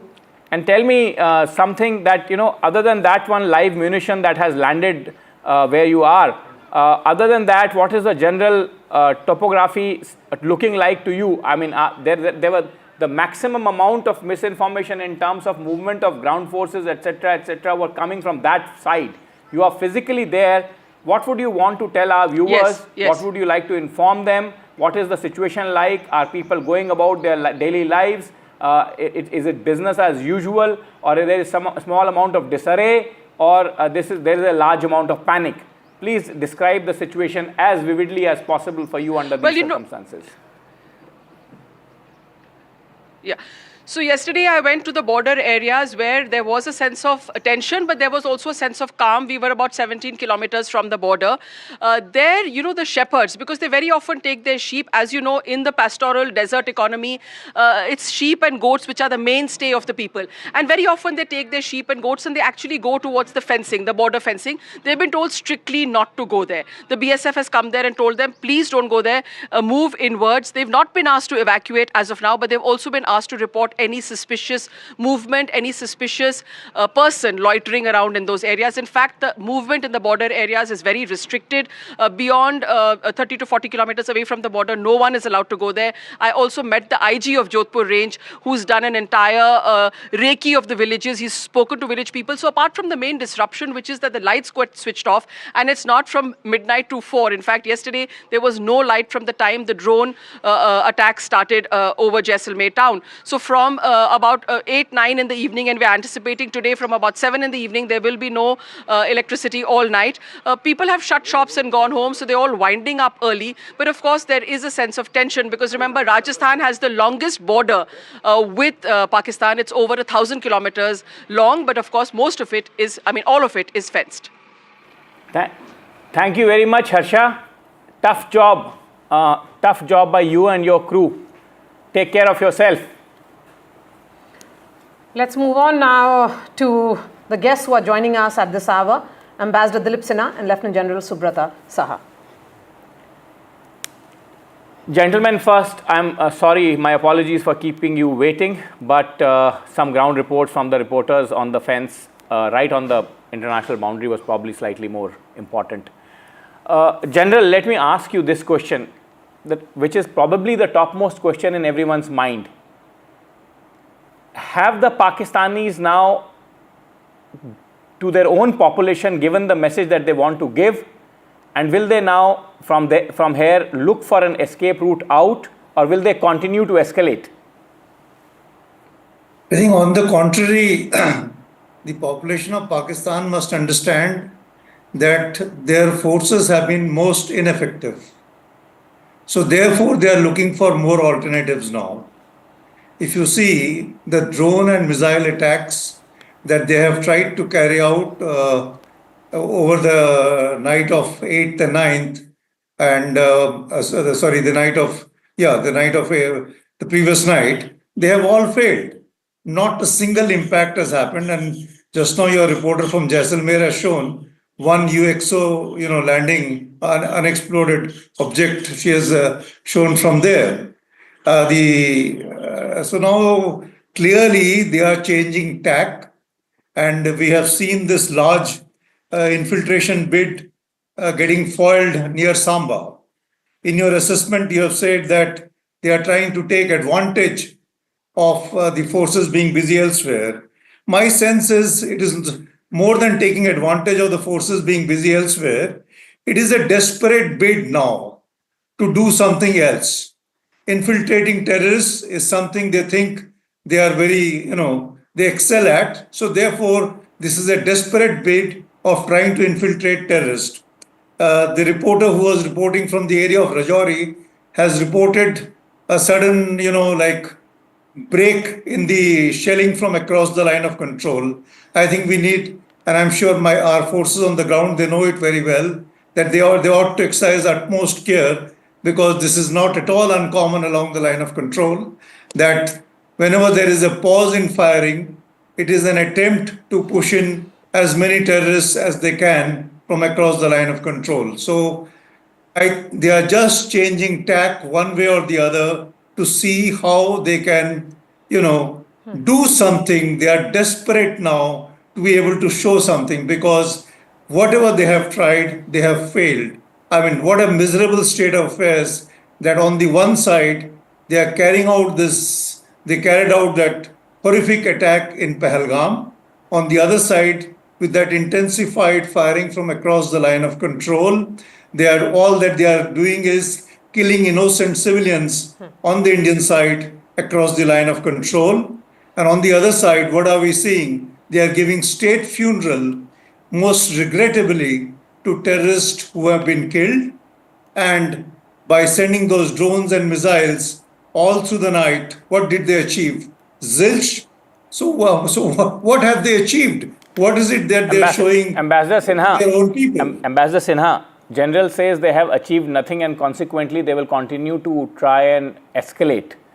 There's another additional piece of development happening there, probably on the diplomatic front, wherein the Saudi minister who was in New Delhi yesterday would be in Islamabad today. Do you think that Saudis or other world powers, after this massive sort of escalation, try and attempt to bring some sort of peace and calm back on the international frontiers of both countries? Thank you for having me. And General Saha is absolutely correct in saying that Pakistan has failed despite repeated attempts to penetrate our air defenses. It has failed to penetrate them and cause any significant damage. The only damage that they have been able to cause is through the shelling on the line of control. But to come to the point that you raised just now about the Saudi and the Iranian foreign ministers coming here, and the Saudi has gone to Islamabad now. Both these countries are interested in ensuring that the situation de-escalates, especially Saudi Arabia, which has good relations with Pakistan also and has excellent relations with India. Saudi Arabia would be interested in seeing that the Pakistanis calm down, because they realize that Pakistan will not be able to sustain this kind of military operation for very long. And nor would they like Pakistan to be down on its knees. So the effort that they would like to do is to convince Pakistani leadership to de-escalate and to bring down the level of military activity. In Pakistan itself, there was a piece written by one of the leading writers, Aisha Siddiqa, saying that the army chief is isolated there because he's being identified as the chief culprit of this tension because of his speech and thereafter the Pahalgam attack. So there is obviously within Pakistan itself, within the Pakistani government and the Pakistani establishment, a great deal of discomfort with the policies of the army chief. But in this kind of a situation, a country like Saudi Arabia can play a very prominent role, because Saudi Arabia has a lot of influence inside Pakistan, and it can bring the Pakistani establishment to bring the army chief under control and bring the situation under control, because India has made it clear that India is not going to back down. If Pakistan attacks India either through a terrorist attack or through attacks on our civilian or military establishments, then India will retaliate. It will retaliate in kind, it will retaliate in a balanced and controlled manner, but it will retaliate. And that Pakistan has to be prepared for. So if Pakistan wants to de-escalate, that it will have to take the initiative by first controlling its own actions and then offering talks. As far as the other bigger powers are concerned, I think they are far too busy with their own battles to be worried about India. And that is reflected in the statement of the Vice President of the US, who says none of our business, because the US is involved in much bigger things, in bigger wars. So is China, so is Russia. So in this situation, I think it is left to the regional powers like Saudi Arabia and Iran to try and do something to see if they can bring Pakistan down from its inflammatory and its escalatory positions. Well, this is a conflict which may probably be smaller currently, but has every potential to escalate and become a bigger one if better sense doesn't prevail on Pakistan. General, let me ask you one additional question to what I asked. If the Pakistanis haven't achieved, and if they are desperate, as you said, to showcase something to their population, then that clearly is a recipe for further escalation. And quite clearly, then all of these diplomatic efforts that are being put in by friends of both India and Pakistan, Iran and Saudi Arabia are unlikely to yield much. What is your sense on that? Will the Pakistani military listen to them? You see, so far they are not showing any signs of listening. You have seen the message which has come out from the NSA of the Secretary of State of the United States. He has clearly tweeted to say that he has spoken to the Prime Minister of Pakistan, but we haven't seen any effect on the ground. Okay, we just heard Ambassador Sina talk about the initiatives from Saudi and as well as from Iran. So the point is, as of now, they are not showing any signs of listening to anyone. Even if you see the reaction from China, which has come, China has not condemned, as much as they did not condemn the Pahalgam initially. Neither have they condemned what action India has taken. They have said it is regrettable, and peace must prevail. So clearly, there is a sort of justification to India's action against the terrorist infrastructure. And that is exactly the miscalculation which Pakistan has done. They had assumed that by this time, there will be international pressure on India to sort of, de-escalate, which is not the case now. In fact, on the contrary, the pressure is on Pakistan, which exactly is what Ambassador Sina is also saying. But as of now, they are not showing signs of any sanity to come. So if it is not going to come from outside, there are two possibilities. Either they escalate or there is pressure from within. And which way it is going to happen, one cannot say.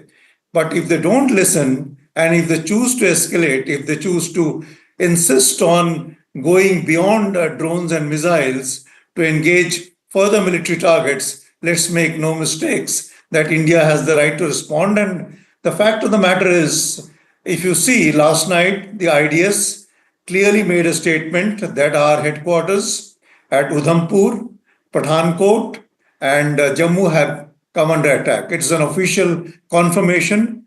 But despite that, I think we are giving space to Pakistan to climb down. So effectively, through and through, we are maintaining what we are stating, that we are non-escalatory. That space is being given. We are giving Pakistan the opportunity.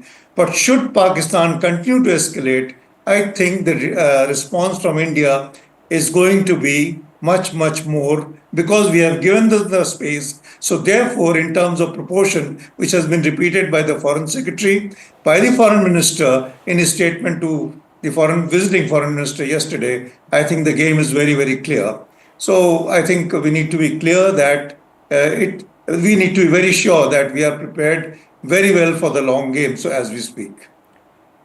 Ambassador Sinha, let me ask you my final question of this round of discussion on the channel. Pakistanis have an opportunity with the Saudi minister present on their soil right now. And also, of course, with the kind of heating up of the LC that we have not seen in a very long time, some points have been proven, both sides will say. Do you think that the overall atmosphere inside that country or the surroundings of that country is such that they can take that opportunity to disengage, de-escalate, whatever you wish to call it, or the hardline faction of the military will continue to prevail, rally behind General Asim Munir and say that we need to exact a heavier price from India, which doesn't seem to be coming? Situation inside Pakistan has been extremely tense and difficult for a fairly long time now. Its economy is a shambles. The army is in a difficult situation because its relations with the existing government of Shehbaz Sharif are not exactly comfortable. And on the other hand, the most popular leader of Pakistan today, Imran Khan, is behind bars because the army and he have broken ranks completely. So in this situation, the army not for the first time, but certainly at present moment, finds itself in a difficult position. And on top of it, you have a maverick jihadi army chief against whom people are speaking and writing because of his leanings. Is he a maverick and jihadi, or is he trying to portray that image? Is he a maverick and jihadi? He seems to me, by my own reading, he seems to be a very calculated man in his comments and his words, and he certainly has displayed the capacity to follow through on his own words, rightly or wrongly. In a right fashion or wrong fashion is something completely different. However, he seems to be a man calculated, and he seems to have displayed that capacity to follow through his words. Well, he's a professional soldier, so obviously he's not exactly a mad jihadi like some of the other people that Pakistan sends across the border. But the fact remains that he's far more radical in his religious views than any of the Pakistani army chiefs that we have seen in the recent past. The only one that I can remember is perhaps Ziaul Haq, but Ziaul Haq was in a different era. A person who genuinely believed in the radicalism of his religious beliefs. This was not the case with, let's say, Musharraf or Bajwa, who were of a different mold, far less religiously radicalized than this person. But at the same time, one has to accept, as you rightly say, he's a professional soldier. And therefore, he's in a position not only to control himself, but also the forces around him will be able to achieve the targets that he sets for himself. Unlike a jihadi who goes and kills himself to achieve his goal, this man wants to kill others to achieve his goals. So, and that makes him an extremely dangerous person. But at the same time, the fact remains that he is identified in Pakistan as being a radical Islamic army chief. All right. And there are people who are extremely uncomfortable with this stand of his inside the country. And that gives an opening to leaders like the Saudi foreign minister who's there, because they can try and play around with this to try and convince those people who want to bring General Asim Munir to heel to do so. All right. Thank you so much for joining us. Thank you very much, gentlemen. Very enlightening words there from both of you. Thank you very much. And in the interim, the National Security Advisor and others have gone to Mr. Amit Shah's residence, Home Minister, who has been closely monitoring the situation from the word go, talking to the chief ministers of the border states, etc. Maria, why don't you go to one of the border states? Yes, we will try and get details of that meeting, which is going to begin any moment now. But first up, let's go to Kupwara. That's where Nazir Masoodi is reporting from, because LOC, remember, continues to see this kind of shelling from Pakistan. Nazir, where exactly are you? And this looks like a house which has now been abandoned. Tough situation, Nazir. Tough, very tough situation. Well, I'm in a house at a village called... It is tough, but we have seen this tough situation long back, but hopefully we can cope with this as well. Thank you. Yeah. So I'm in a village called Sotipora Panzgam in Kupara. This is essentially, if you see from Tangdar, it's like 60 kilometers from here. So which means 60 kilometers inside Indian territory, Pakistani shells have landed here in this house, and it has ravaged this palatial house. This is the condition of this house, which has been completely ravaged by this massive mortar shelling by Pakistan. So this is how the civilians are being targeted. And when India talks about that they are targeting civilians, they are trying to target defense establishments, and India targeted first the terror sites. And when there was an attempt to target the defense sites, the India retaliated and targeted Pakistan's air defense system in Lahore. But this tells you the story, what has happened to a house which is owned by a computer science engineer, Ishfaq. Ishfaq, you are still smiling despite surviving this attack. Sir, and this house which came at around 2 a.m. Yes. When there was this shell landed in your house. Exactly. Around 2 बजे के आसपास ये attack हुआ. And मैं हंस इसलिए रहा हूँ, हम शायद थोड़ा नुकसान हुआ है, थोड़ा नहीं बहुत ज़्यादा नुकसान हुआ है. जितना आज तक मेहनत करके कमाया था सब बह गया, लेकिन हम डरे नहीं. बच गया. अच्छा, डरे नहीं. हम डरे नहीं हैं. क्या बात. We are a proud Indian first, then proud Kashmiri, और इन सब चीज़ों से हम डरने नहीं वाले. जो भी हुआ है गलत हुआ है, लेकिन हम कर लेंगे. हम फिर से ग्रो करेंगे और फिर से अपने पैरों पे खड़ा होकर दिखाएंगे. Wow, what a resilience of common man. Those who did it, they should know. डरे नहीं हैं, मरे नहीं हैं. We will rise again. And आप आपने बताया बस कुछ ही मिनट पहले आप यहाँ से चले गए तो आपको लगा शेलिंग हो रही थी यहाँ उस वक्त. देखिए सर, आपने फैमिली को निकाला, बच गए. कल इवनिंग से ही इन्वायरमेंट ख़राब हो रहा था. जैसे जम्मू पे अटैक्स हुए थे, पठानकोट पे अटैक हुए थे, तो थ्रू न्यूज़ चैनल्स हमें पता चला. तो मैंने ये डिसाइड किया कि मैं अपनी फैमिली को लेके यहाँ से चला जाता हूँ. डिस्पाइट ऑफ ये जो जगह है अराउंड 60 किलोमीटर्स LOC से दूर है, लेकिन स्टिल मुझे लगा, हुआ नहीं था यहाँ पे अटैक, तो मुझे लगा कि मुझे फैमिली को लेके यहाँ से दूर चला जाना चाहिए. तो मैं यहाँ से निकल गया था. और फिर हमें लेट नाइट यहाँ पे काफ़ी शेलिंग्स हुई, डैमेजेस हुए, सिविलियंस पे अटैक हो रहे हैं regularly, and this is really unfortunate. वहाँ पे भी एहसास होना चाहिए. इंसान सबसे पहले, हम इंसान हैं. मुझे लगता है इंसानियत अगर कहीं पे भी बची है तो ये देखिए आप सिविलियंस पे अटैक कर रहे हो किस बुज़दिली के साथ. So it's really shameful. Really shameful. Really unfortunate. And this is one instance, Nikunj and Maria, where you see innocent people losing their homes. And it is raining heavily here. I can show you here. And many people are homeless in this Kupara border area. And you see these trees have been ravaged. And Tangdar appears to be worse hit. And dozens of people have lost their homes. And they are living literally, as they say, under the shadow, under the sky, open sky. And this is what has happened to this palatial house. Very fine, wood carving and the walnut wood here, but everything, it is now literally a wreckage. Look at this door. So this has happened, and this whole side, this has happened to this house. Look at this side. What has happened to the homes? Beautiful homes. People have actually worked very hard to make a good living. But look what shelling from across the border has done to the lives of common people. मकबूल साहब, आपसे भी बात करेंगे. आप इनके इशफाक के वालिद हैं.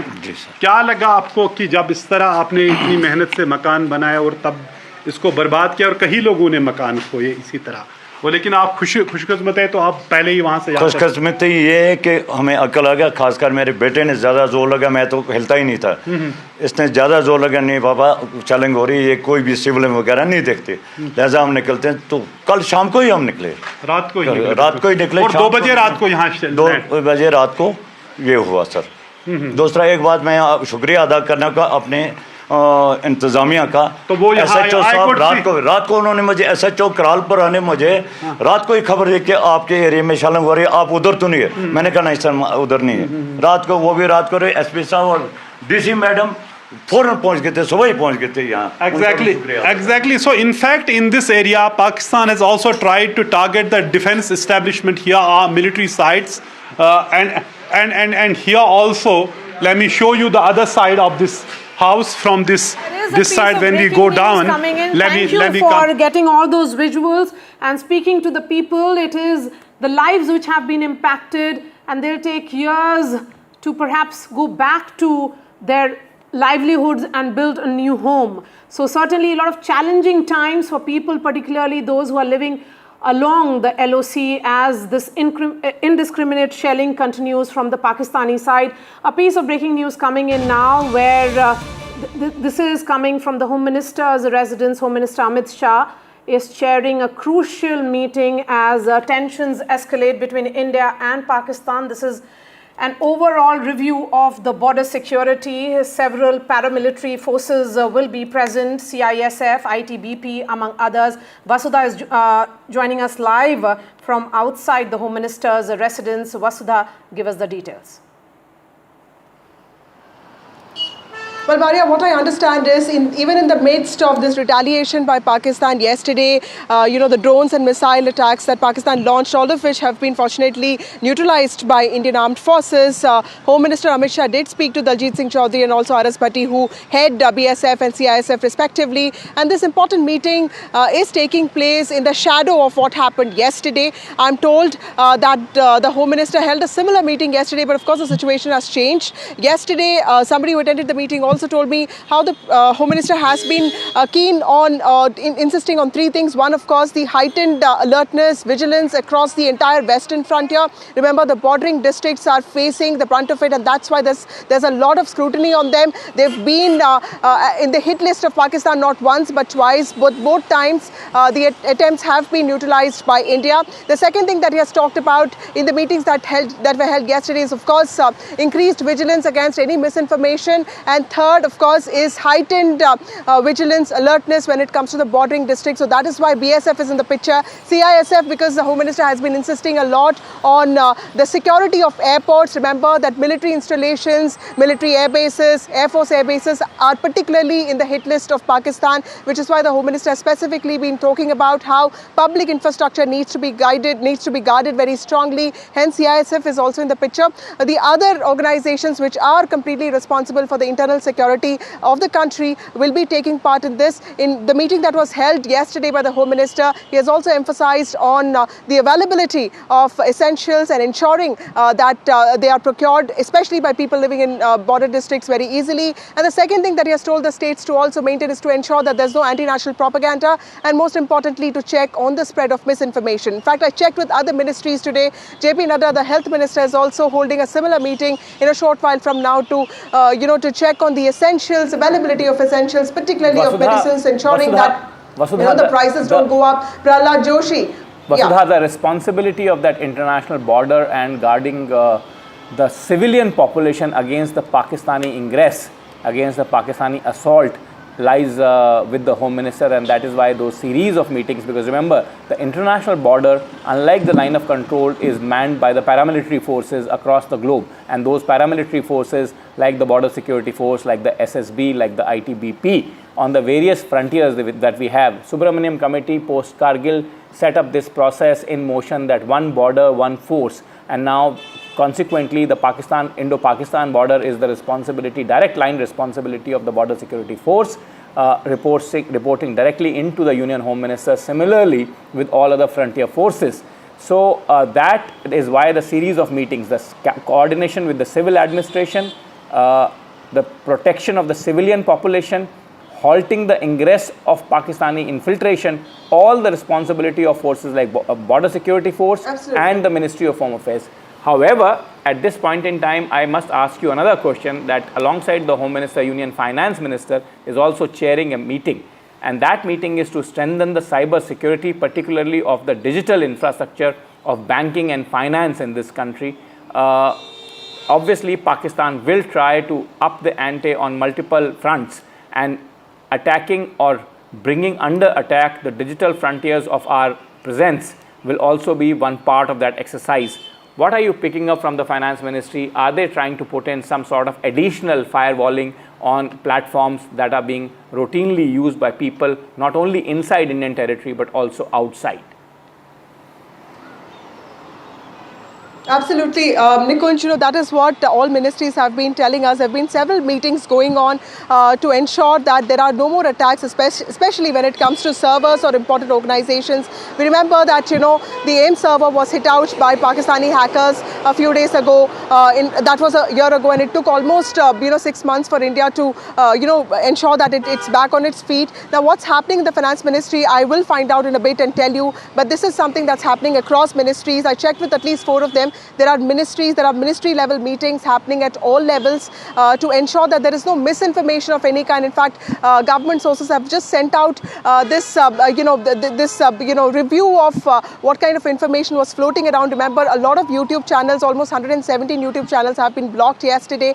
So the access to Pakistani content is very limited, but social media is a different game altogether. The intermediaries still don't follow a lot of these rules which have been put in place, which is why Indians get to see a lot of things, which is why, interestingly, in the all-party meeting, there was a suggestion yesterday that all the fact checks that India comes up with needs to be translated in Urdu as well, so that people in Pakistan also understand that a lot of things that Pakistan is claiming to be true are actually false. But you're right, we will let our viewers know as to what kind of important meetings are happening in the Finance Ministry to understand what kind of fireballing is expected in the next few days. All right, Vasudha, thank you so much for all the updates that you're bringing to us. On that note, we're slipping into a short break. Lots more news and updates on the other side. Series of meetings lined up. One by Home Minister Amit Shah, which is being chaired even as we speak. Another one by Finance Minister, which will be taking place shortly.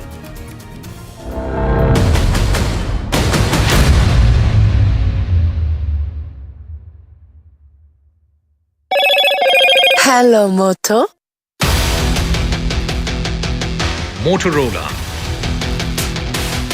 India's leading AI smartphone brand. India foils the second Pakistani attack in 24 hours. Tri-Services Chief meet Defence Minister, Home Minister Amit Shah chairs an important emergency meeting as well. Pakistan bagged infiltrators shot dead by border security force. BSF says 7 terrorists shot dead in Jammu's Samba sector.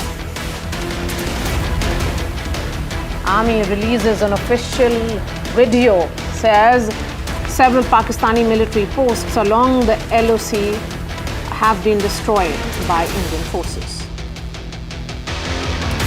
NDTV reports from Ground Zero along the front line.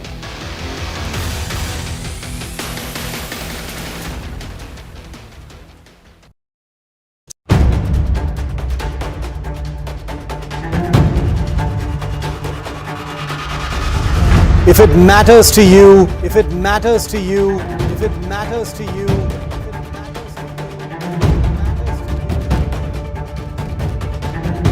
it matters to India, it matters to India, it matters to India, and it matters to me, and it matters to me.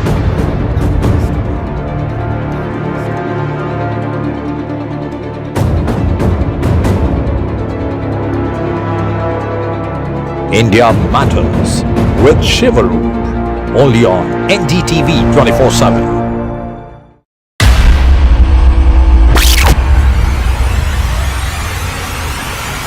The last 1 month, if you see, the share prices of Genzol Engineering has fallen more than 58%. Why are the rating firms calling the debt payments as default? We have 2 credible credit rating agencies on March 4th coming and downgrading the stock to D. Statements are consistently being proven wrong, and transactions are being taken place which are different from what they were originally pictured to be. The company claimed it would roll out 6,400 electric vehicles. But what it has rolled out is a shocking scam. Funds meant for the project were funneled allegedly back to the promoters, the Junkie brothers. What did the money buy? Not EVs, of course, but a lavish flat in Gurgaon's luxurious DLF Carmelias.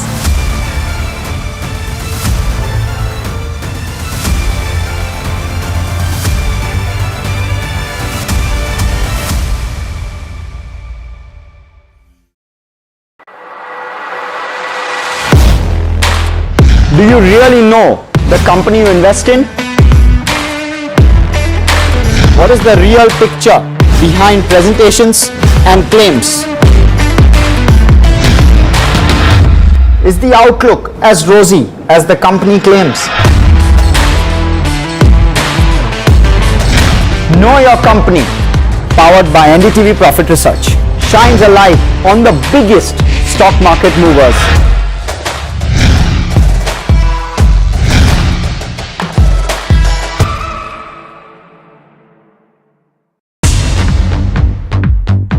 More news that matters.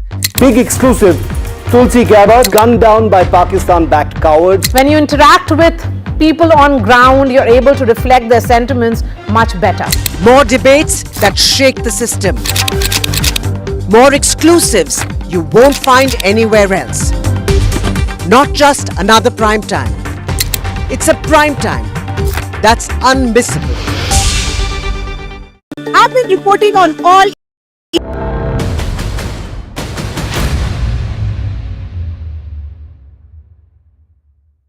a barrage of fake videos and disinformation primarily originating from Pakistani social media handles and amplified by some mainstream outlets there is attempting to sow fear and confusion among Indian citizens. But you must remember, misinformation is a weapon, and during conflict it's actually aimed at our confidence, our unity and our sense of truth.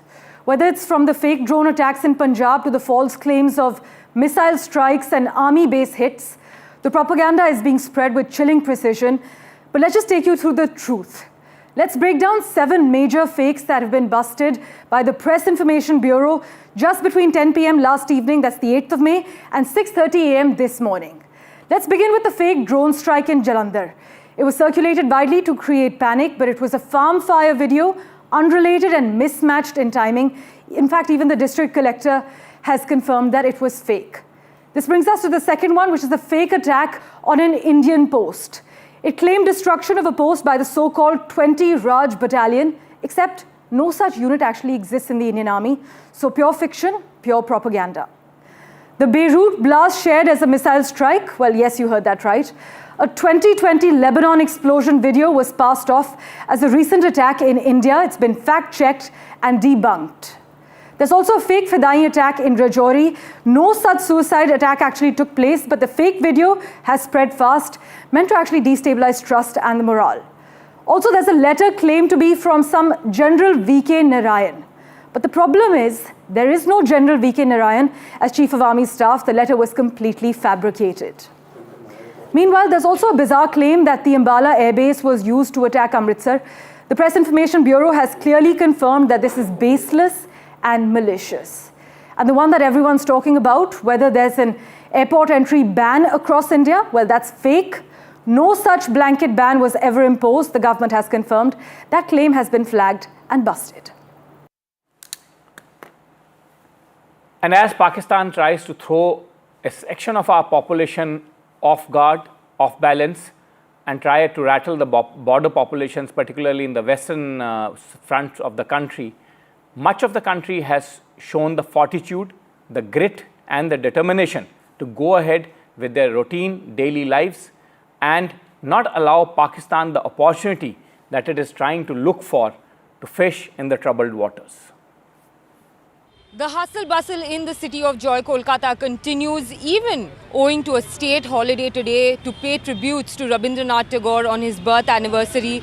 The state government is closed, the schools are closed, but the traffic, the people on the streets of Kolkata continue with their daily lives. Here in the Dharamtala area, where there are important bus routes and a city junction in Kolkata, people continue going to their work, they're going about their daily chores, and the city of Joy, of course, continues with life as normal, standing by the forces of India who are protecting the country at the border. With GD Shankar, Sreya Shide for NDTV. Pakistan attempts multiple misadventures along the border areas. Here in Bengaluru and different parts of Karnataka, the situation remains absolutely normal. People are going on with their business as usual. You can see a vehicular movement, of course, being as heavy as ever.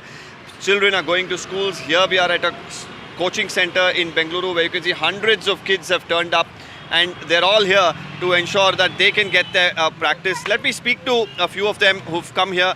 So even as the Indian Army successfully, thwarts any sort of misadventures by Pakistan, the situation remains pretty normal in Bengaluru and different parts of Karnataka, isn't it? Though it looks normal, but I don't think the situation is the same all over the country. So the army soldiers are fighting for us so hard. Yeah. So I think this is the best response India has given back. Thanks to our forces, somewhere we get to, carry on with our routine lives. Yeah, I mean, all the citizens of India should be very much thankful to the army and all the defense systems. Yeah. Thank you so much. Well, as he mentioned, of course, now while the situation here does seem normal, there is, of course, a lot of efforts being put in by our armed forces to ensure this normalcy is maintained. And, it's not just here in Bengaluru, but various parts of the country, people are going on with their business because multiple, misadventures of Pakistan have been successfully thwarted by the Indian Army. They've, of course, tried to attack various army installations is what we are learning, but all of it, using aerial the defense mechanisms and also drones, India has successfully ensured that, the defense establishments remain safe, the civilians remain safe, and people get to carry on with their lives unaffected. With video journalist Govind, this is Deepak Bopana for NDTV.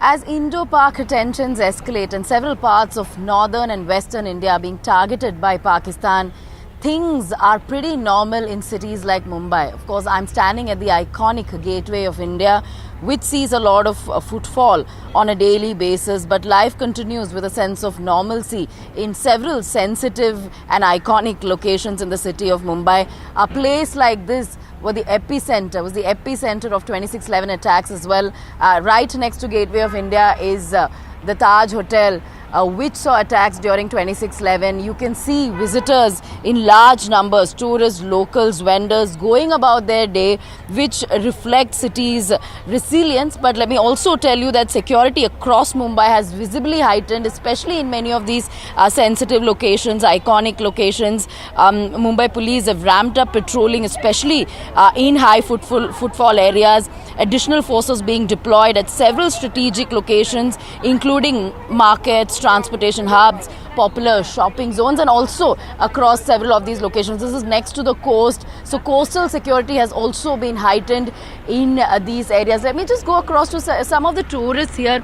As I was saying, you heard about Indo-Pak tensions, right? And missile attacks in north. So are you afraid? I mean, are you in Mumbai? You're in Mumbai. There's nothing happening here. Everything is normal, right? Yes. Yeah.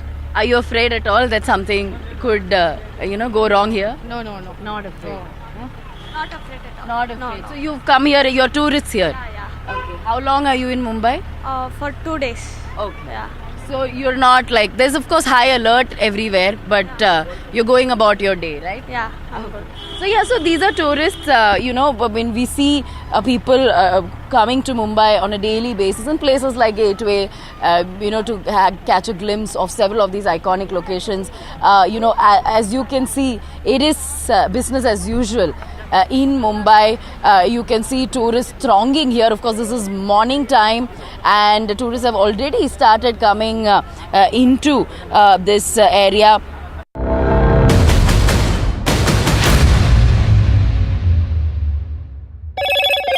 Hello, Moto. Motorola, India's leading AI smartphone brand.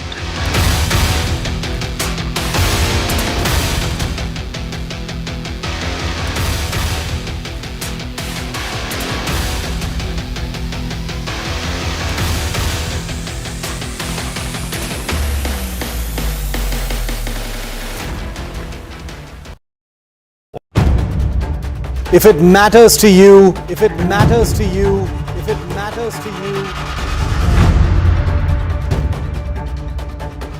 it It matters to India. It matters to India. And it matters to me. And it matters to me. India Matters with Shivaru. Only on NDTV 24/7. In today's interconnected world, India's voice is more crucial than ever. When India speaks, the world listens. At NDTV World, we are that voice, bringing you intelligent and insightful news from India and beyond. From geopolitics and diplomacy to economic shifts, migrations, tech disruptions, and the stories of our diaspora. We cover the news that shapes our global future.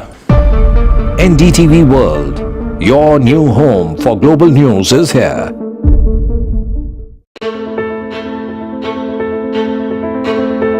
News is not just headlines, it is what impacts you.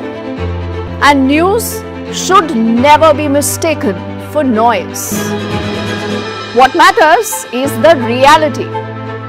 Accurate, in-depth, and with the right perspective. For over 20 years, I have been a journalist, and never has clarity mattered.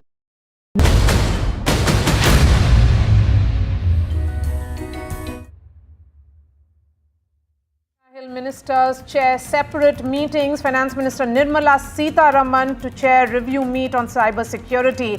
Home Minister Amit Shah to meet heads of all paramilitary forces. Defence Minister meets tri-services chiefs.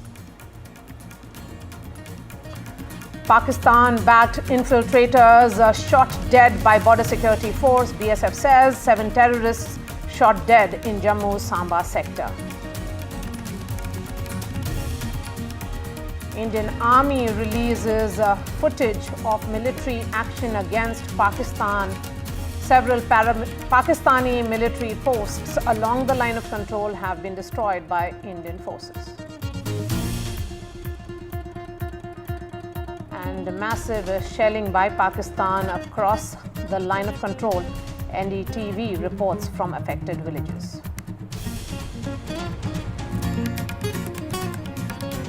United States adopts US Vice President J.D. Vance says that the conflict between India and Pakistan is fundamentally none of our business, as he encourages both the nations to de-escalate. India crushes Pakistan's aggression. Residents across the country march in solidarity, ensure that there is calm and peace. It's business as usual for rest of India.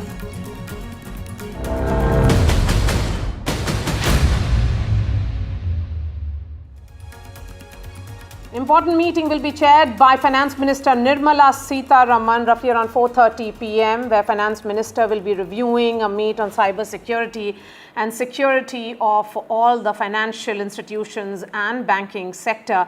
This becomes important particularly in the backdrop of the rising tension between India and Pakistan.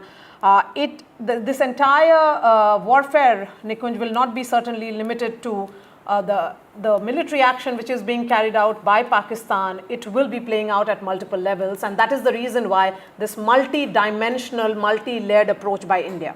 Well, absolutely, Maria. The bigger problem will or can start if there is some sort of attack on our financial institutions directly, cyber attack that is, or any of the digital public infrastructure platforms. Remember, India has made considerable amount of progress when it comes to digital public infrastructure, particularly in forms of financial inclusion and in forms of mass participation of people on those platforms. Those platforms, some of those platforms like UPI have now gone international too.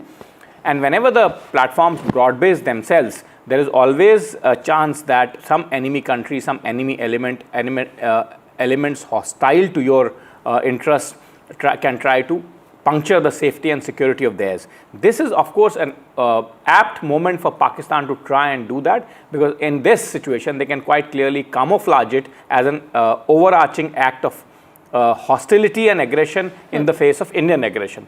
So this is important exercise that the finance minister is going to undertake.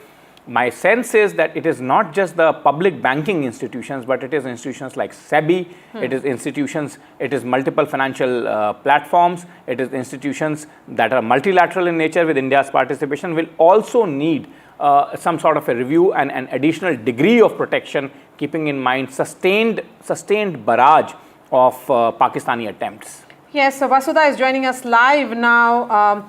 Vasudha, this important meeting which will be chaired by Finance Minister, keeping in mind that, of course, that the challenge from Pakistan will not be just coming at the military level, which is being successfully thwarted by the Indian Armed Forces. It can play out at different levels, as Nikunj was highlighting. The challenge, what if Pakistan resorts to other means? And one mean could be targeting our financial institutions. And hence the need for stonewalling them. That's right, Maria and Nikunj. There are around 17 billion financial transactions, online transactions that happens in India every month. India's digital revolution has been in some ways an example for others. In fact, even for countries in the West, that's what even experts believe, which is why India's financial systems are very important right now. What I know from my sources is that the ministry has already reached out to two important banking institutions, financial institutions. One is the National Payments Corporation of India, which is in charge of these digital payments, which also ensures real-time payments happen on time, which has also been, the backbone of India's digital revolution, digital payment revolution. The other institution, of course, is the RBI, which has also been trying for several years to ensure that, financial systems, banking system, websites, net banking experiences are safe for users. So both RBI and NPCI have already been told to upgrade their systems, strengthen their systems, ensure that there are firewalls that are put in place and that there is an everyday stock taking of what is happening, if there are any hacks, and to ensure that there are no intervention of any sort, and if there is any, there needs to be also sort of like a measure of resolve or something like that. So the meeting that Finance Minister Nirmala Sitharaman is taking today comes in the wake of that, and of course with the kind of attempts made by Pakistan, both in missile and drone attacks, which have been foiled by India. India knows that this is modern day warfare, and it's not just limited to military strikes alone. There is a lot of misinformation that's going on, and more importantly, the financial systems of India are also at risk here, which is why it wants to ensure that it is guarded on all fronts. Yes, Vasudha, thank you for getting us all the details, particularly what has been instructed to the RBI and the NPCI, the need for firewalls to be put in place. Continue to be with us, because there is another meeting which is being chaired by Home Minister Amit Shah. This is with regards to the international border. As Nikunj was pointing out, Nikunj, the significance of paramilitary forces when it comes to guarding the international border, what all is in their domain? I mean, airports, what else? Well, Maria, for the Border Security Force, which is the principal border guarding force between India and Pakistan, remember, we have to be very clear, and this is a piece of information that probably our viewers can also do with, and that is that the borders are not guarded by the army. Borders under an international protocol, under an international mandate, are guarded by the paramilitary forces, and the principal border guarding force between India and Pakistan at least is the Border Security Force, which guards nearly 3,000 kilometer long border of India and Pakistan. They are a paramilitary force. They report to the Ministry of Home Affairs. They do not deal with Ministry of Defense. In the time of war or in the time of emergency, they come back a few kilometers and the military or the Indian Army takes their positions. Border Security Force is then subsumed or works along in coordination with the Indian military. So the entire role of safeguarding, evacuating, coordinating with the local administration and state governments whose territory that is. Remember, till the international border, it is the state government's territory. It's their jurisdiction. Is done by the Ministry of Home Affairs. Many people have this kind of misconceived notion that it is a job done by the Ministry of Defense or the Indian military institutions. It is not done by them. It's nearly a civilian protocol. Because the Border Security Force is a paramilitary force, and the entire exercise, therefore, that is conducted in tandem with the state governments is monitored, controlled, directed, and also in a way assisted by the Ministry of Home Affairs and the Home Minister. And that is why these meetings at the Home Minister's residence are extremely crucial as far as safeguarding the interest of the civilian population is concerned, which seems to be at this point bearing the brunt of Pakistan's unwanted, uncontrolled, unexercised, unregulated aggression, which is extremely cowardly. Yes, and since in this meeting there is the presence of the DG of ITBP, also of the SSB and the CISF, what are their roles? Well, the other three, from the SSB to the Indo-Tibetan Border Police, they are principally the border guarding frontier forces. Now, when the Kargil happened, Mr. Vajpayee's government set up a Subramaniam committee which went into great detail about the border security of this country. Prior to that, it was a mishmash, or you can say a hodgepodge at multiple levels. Post that, all the governments, first the NDA government itself, then the UPA government, started to delineate border security as it is delineated in multiple other countries. Remember, India's front lines are massive. There are hardly any examples across the globe available where this kind of front line with multiple countries are there, barring a few countries like Russia or China. Now, in that Subramaniam Committee's report, which was then finally approved by Cabinet Committee on Security in the year 2000, if I am not wrong, it was set up in 99, 2000 final approvals came. It was decided that each frontier, that is the frontier between India and China, frontier between India and Pakistan, India and Bhutan, India and Nepal, India and Bangladesh, will be guarded one frontier, one force. So, SSB, Sashastra Seema Bal, Indo-Tibetan Border Police Force and Border Security Force all have their frontiers cut out for them. In the interim, in the MELI, is the Central Industrial Security Force, which is again under that mandate, mandated to guard all the critical infrastructure. The infrastructure of the country, like airports, like the metros, like the dams, like industrial townships, like industrial setups, mines that have been designated as the critical infrastructure, power plants, thermal power plants, nuclear power plants, that has been designated as the critical infrastructure by a mandate of the Cabinet Committee on Security, is guarded by the Central Industrial Security Force, again working directly under the charge and the tutelage of the Ministry of Home Affairs, chaired by the Home Minister himself. So, these meetings are no less significant than the meetings that are taking place in the South Block, which the Raksha Mantri or the Defence Minister is chairing, to at least quell, and this is to contain. Those meetings are to quell and curb the Pakistani aggression, and these meetings are to contain the damage that Pakistani aggression is causing. So these are a mix of meetings that will have to fructify on the ground. Okay, thank you for all the quick updates, because I think it's important to put this story and all the meetings that are taking place in context for our viewers. We have Aishwarya tracking this meeting, which is happening at Home Minister's residence very closely. Aishwarya, the presence of all the forces, the paramilitary forces, has been explained by Nikunj just a few seconds ago. But in terms of coordination which is needed, all these forces have to work in complete coordination to ensure the safety of our installations, the airports, and also of various infrastructures. When we look at it, this meeting, at what time did it begin? And we were told that NSA Doval and also the IB chief are present in this meeting.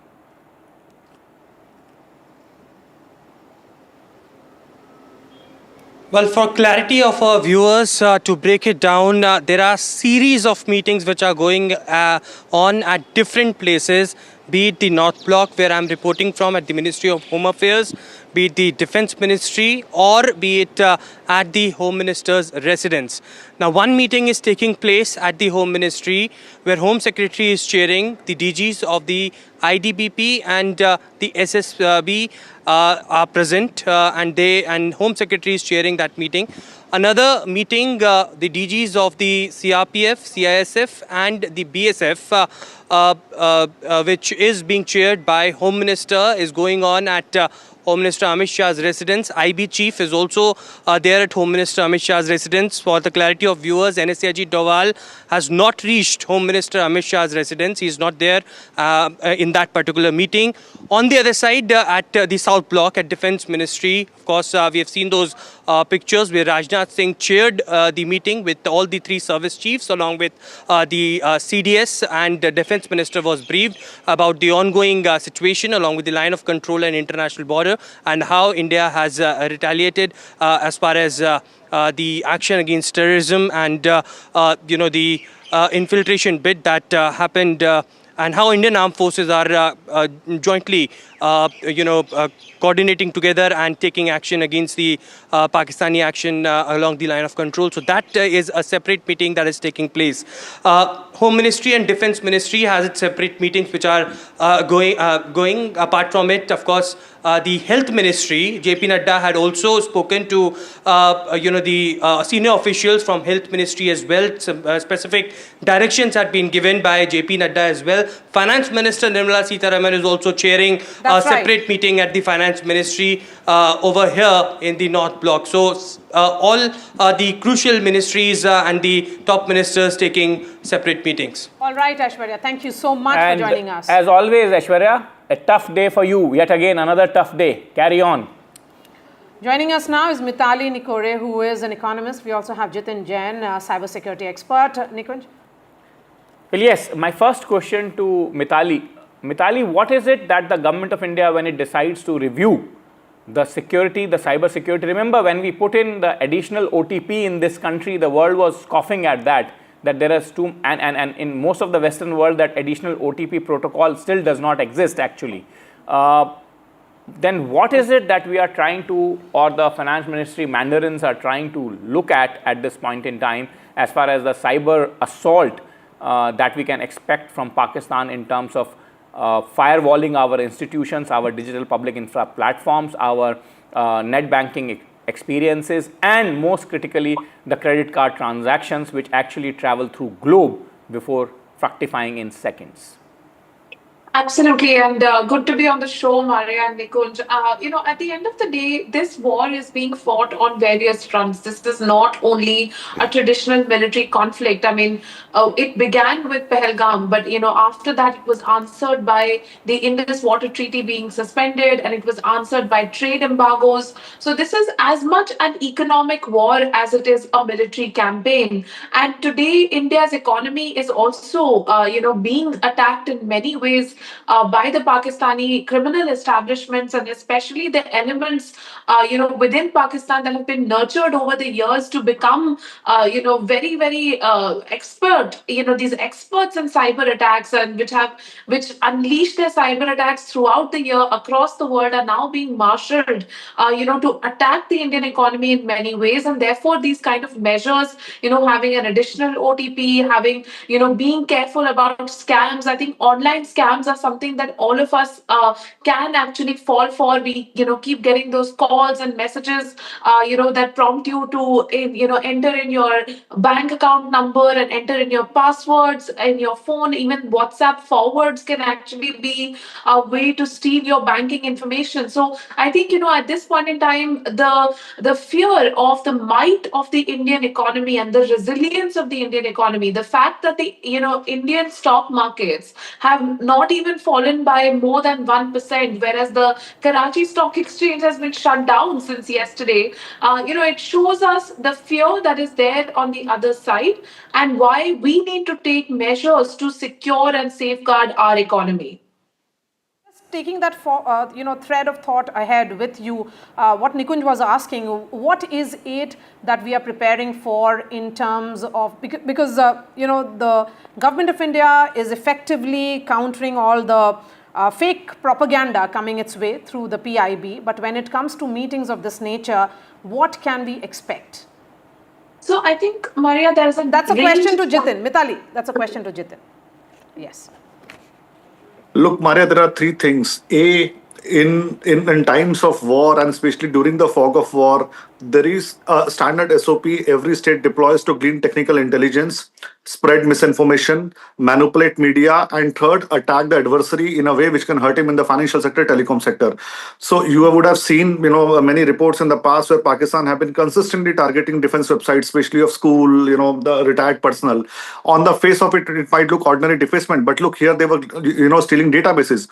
So once you have database of children and their parents who is posted where, their ranks, their mobile numbers, then you target those people to glean intelligence. So that's threat number one. Second, as Mitali was also saying, you are fighting against a mighty enemy which has got a huge financial backbone. So Pakistan will make every attempt for a low-cost warfare to disrupt India's financial sector, be it banking, be it the stock markets, or be it any other, payment transfer mechanisms. So you hurt, where it hurts the most. And cyber is a low-cost warfare. So it is very, very important for finance ministry to be also prepared so that banking system, especially the stock markets, are completely safeguarded, secured, because there have been multiple reports of attacks in the past using ransomware, malwares in the last 3 to 4 years. So this is the time where Pakistan will deploy every possible technological, means they have on their disposal to disrupt this market, especially in finance and telecom. And last, even journalists might fall prey. You would have seen many examples in last 2 days where Pakistan has been peddling fake propaganda.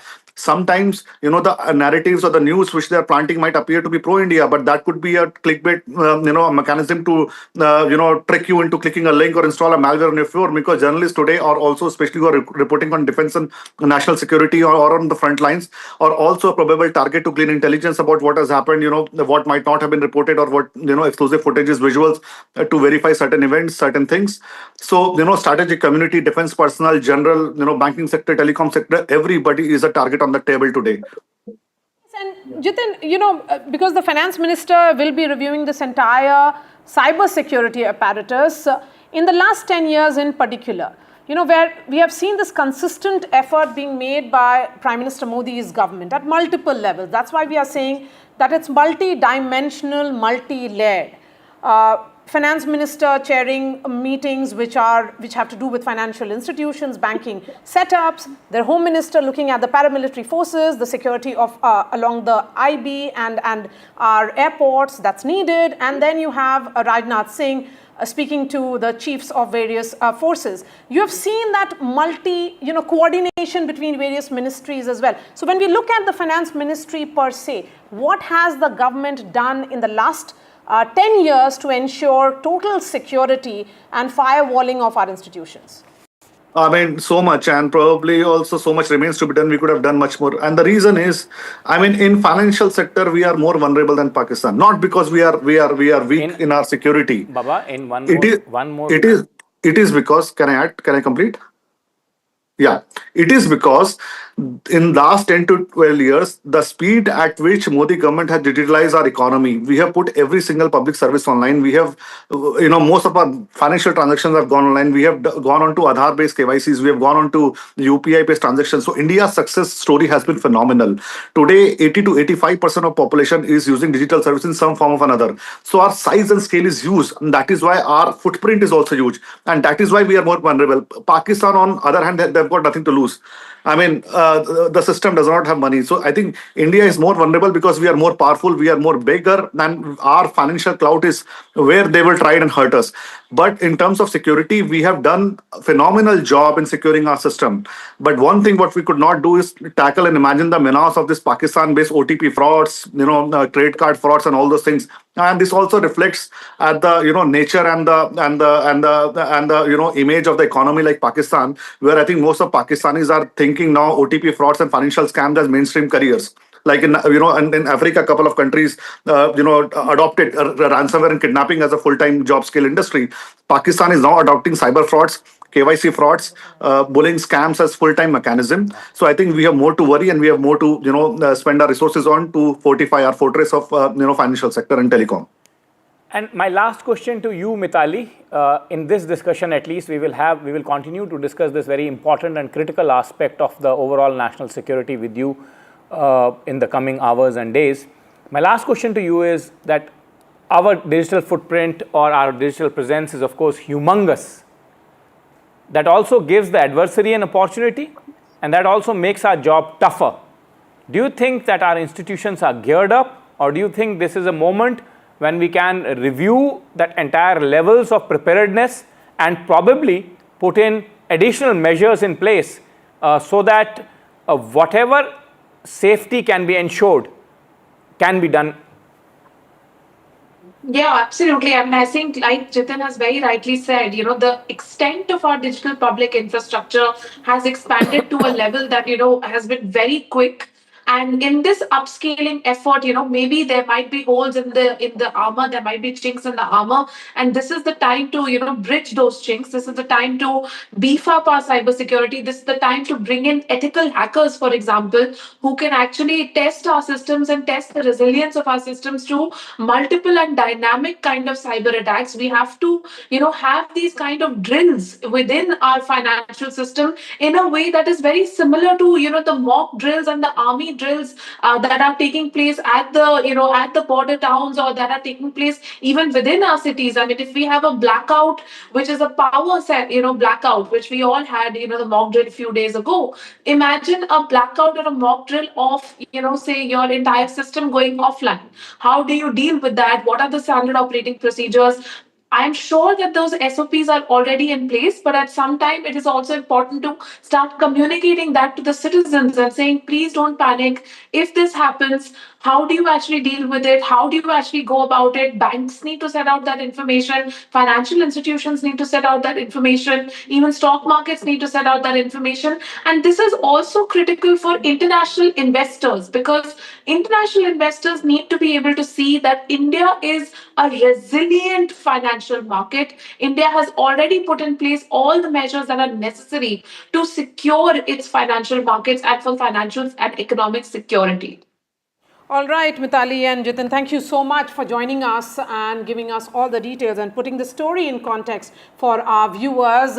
And let's shift focus now to the front line again along the LOC. The several border districts have been impacted. Villagers have been forced to leave their homes, abandoned homes that they have carefully, lovingly built over years. Shivarur is joining us from one of such homes. Shiv, what are you seeing? I can see you right inside one of those homes. Truly heartbreaking scenes playing out here in Uri sector of the line of control. These are more than heartbreaking, because I'm in the middle of a room of a grieving family of the first victim here in Uri. I've taken their permission to be here. I did not want to be insensitive at all, because they've just lost their mother, their sister.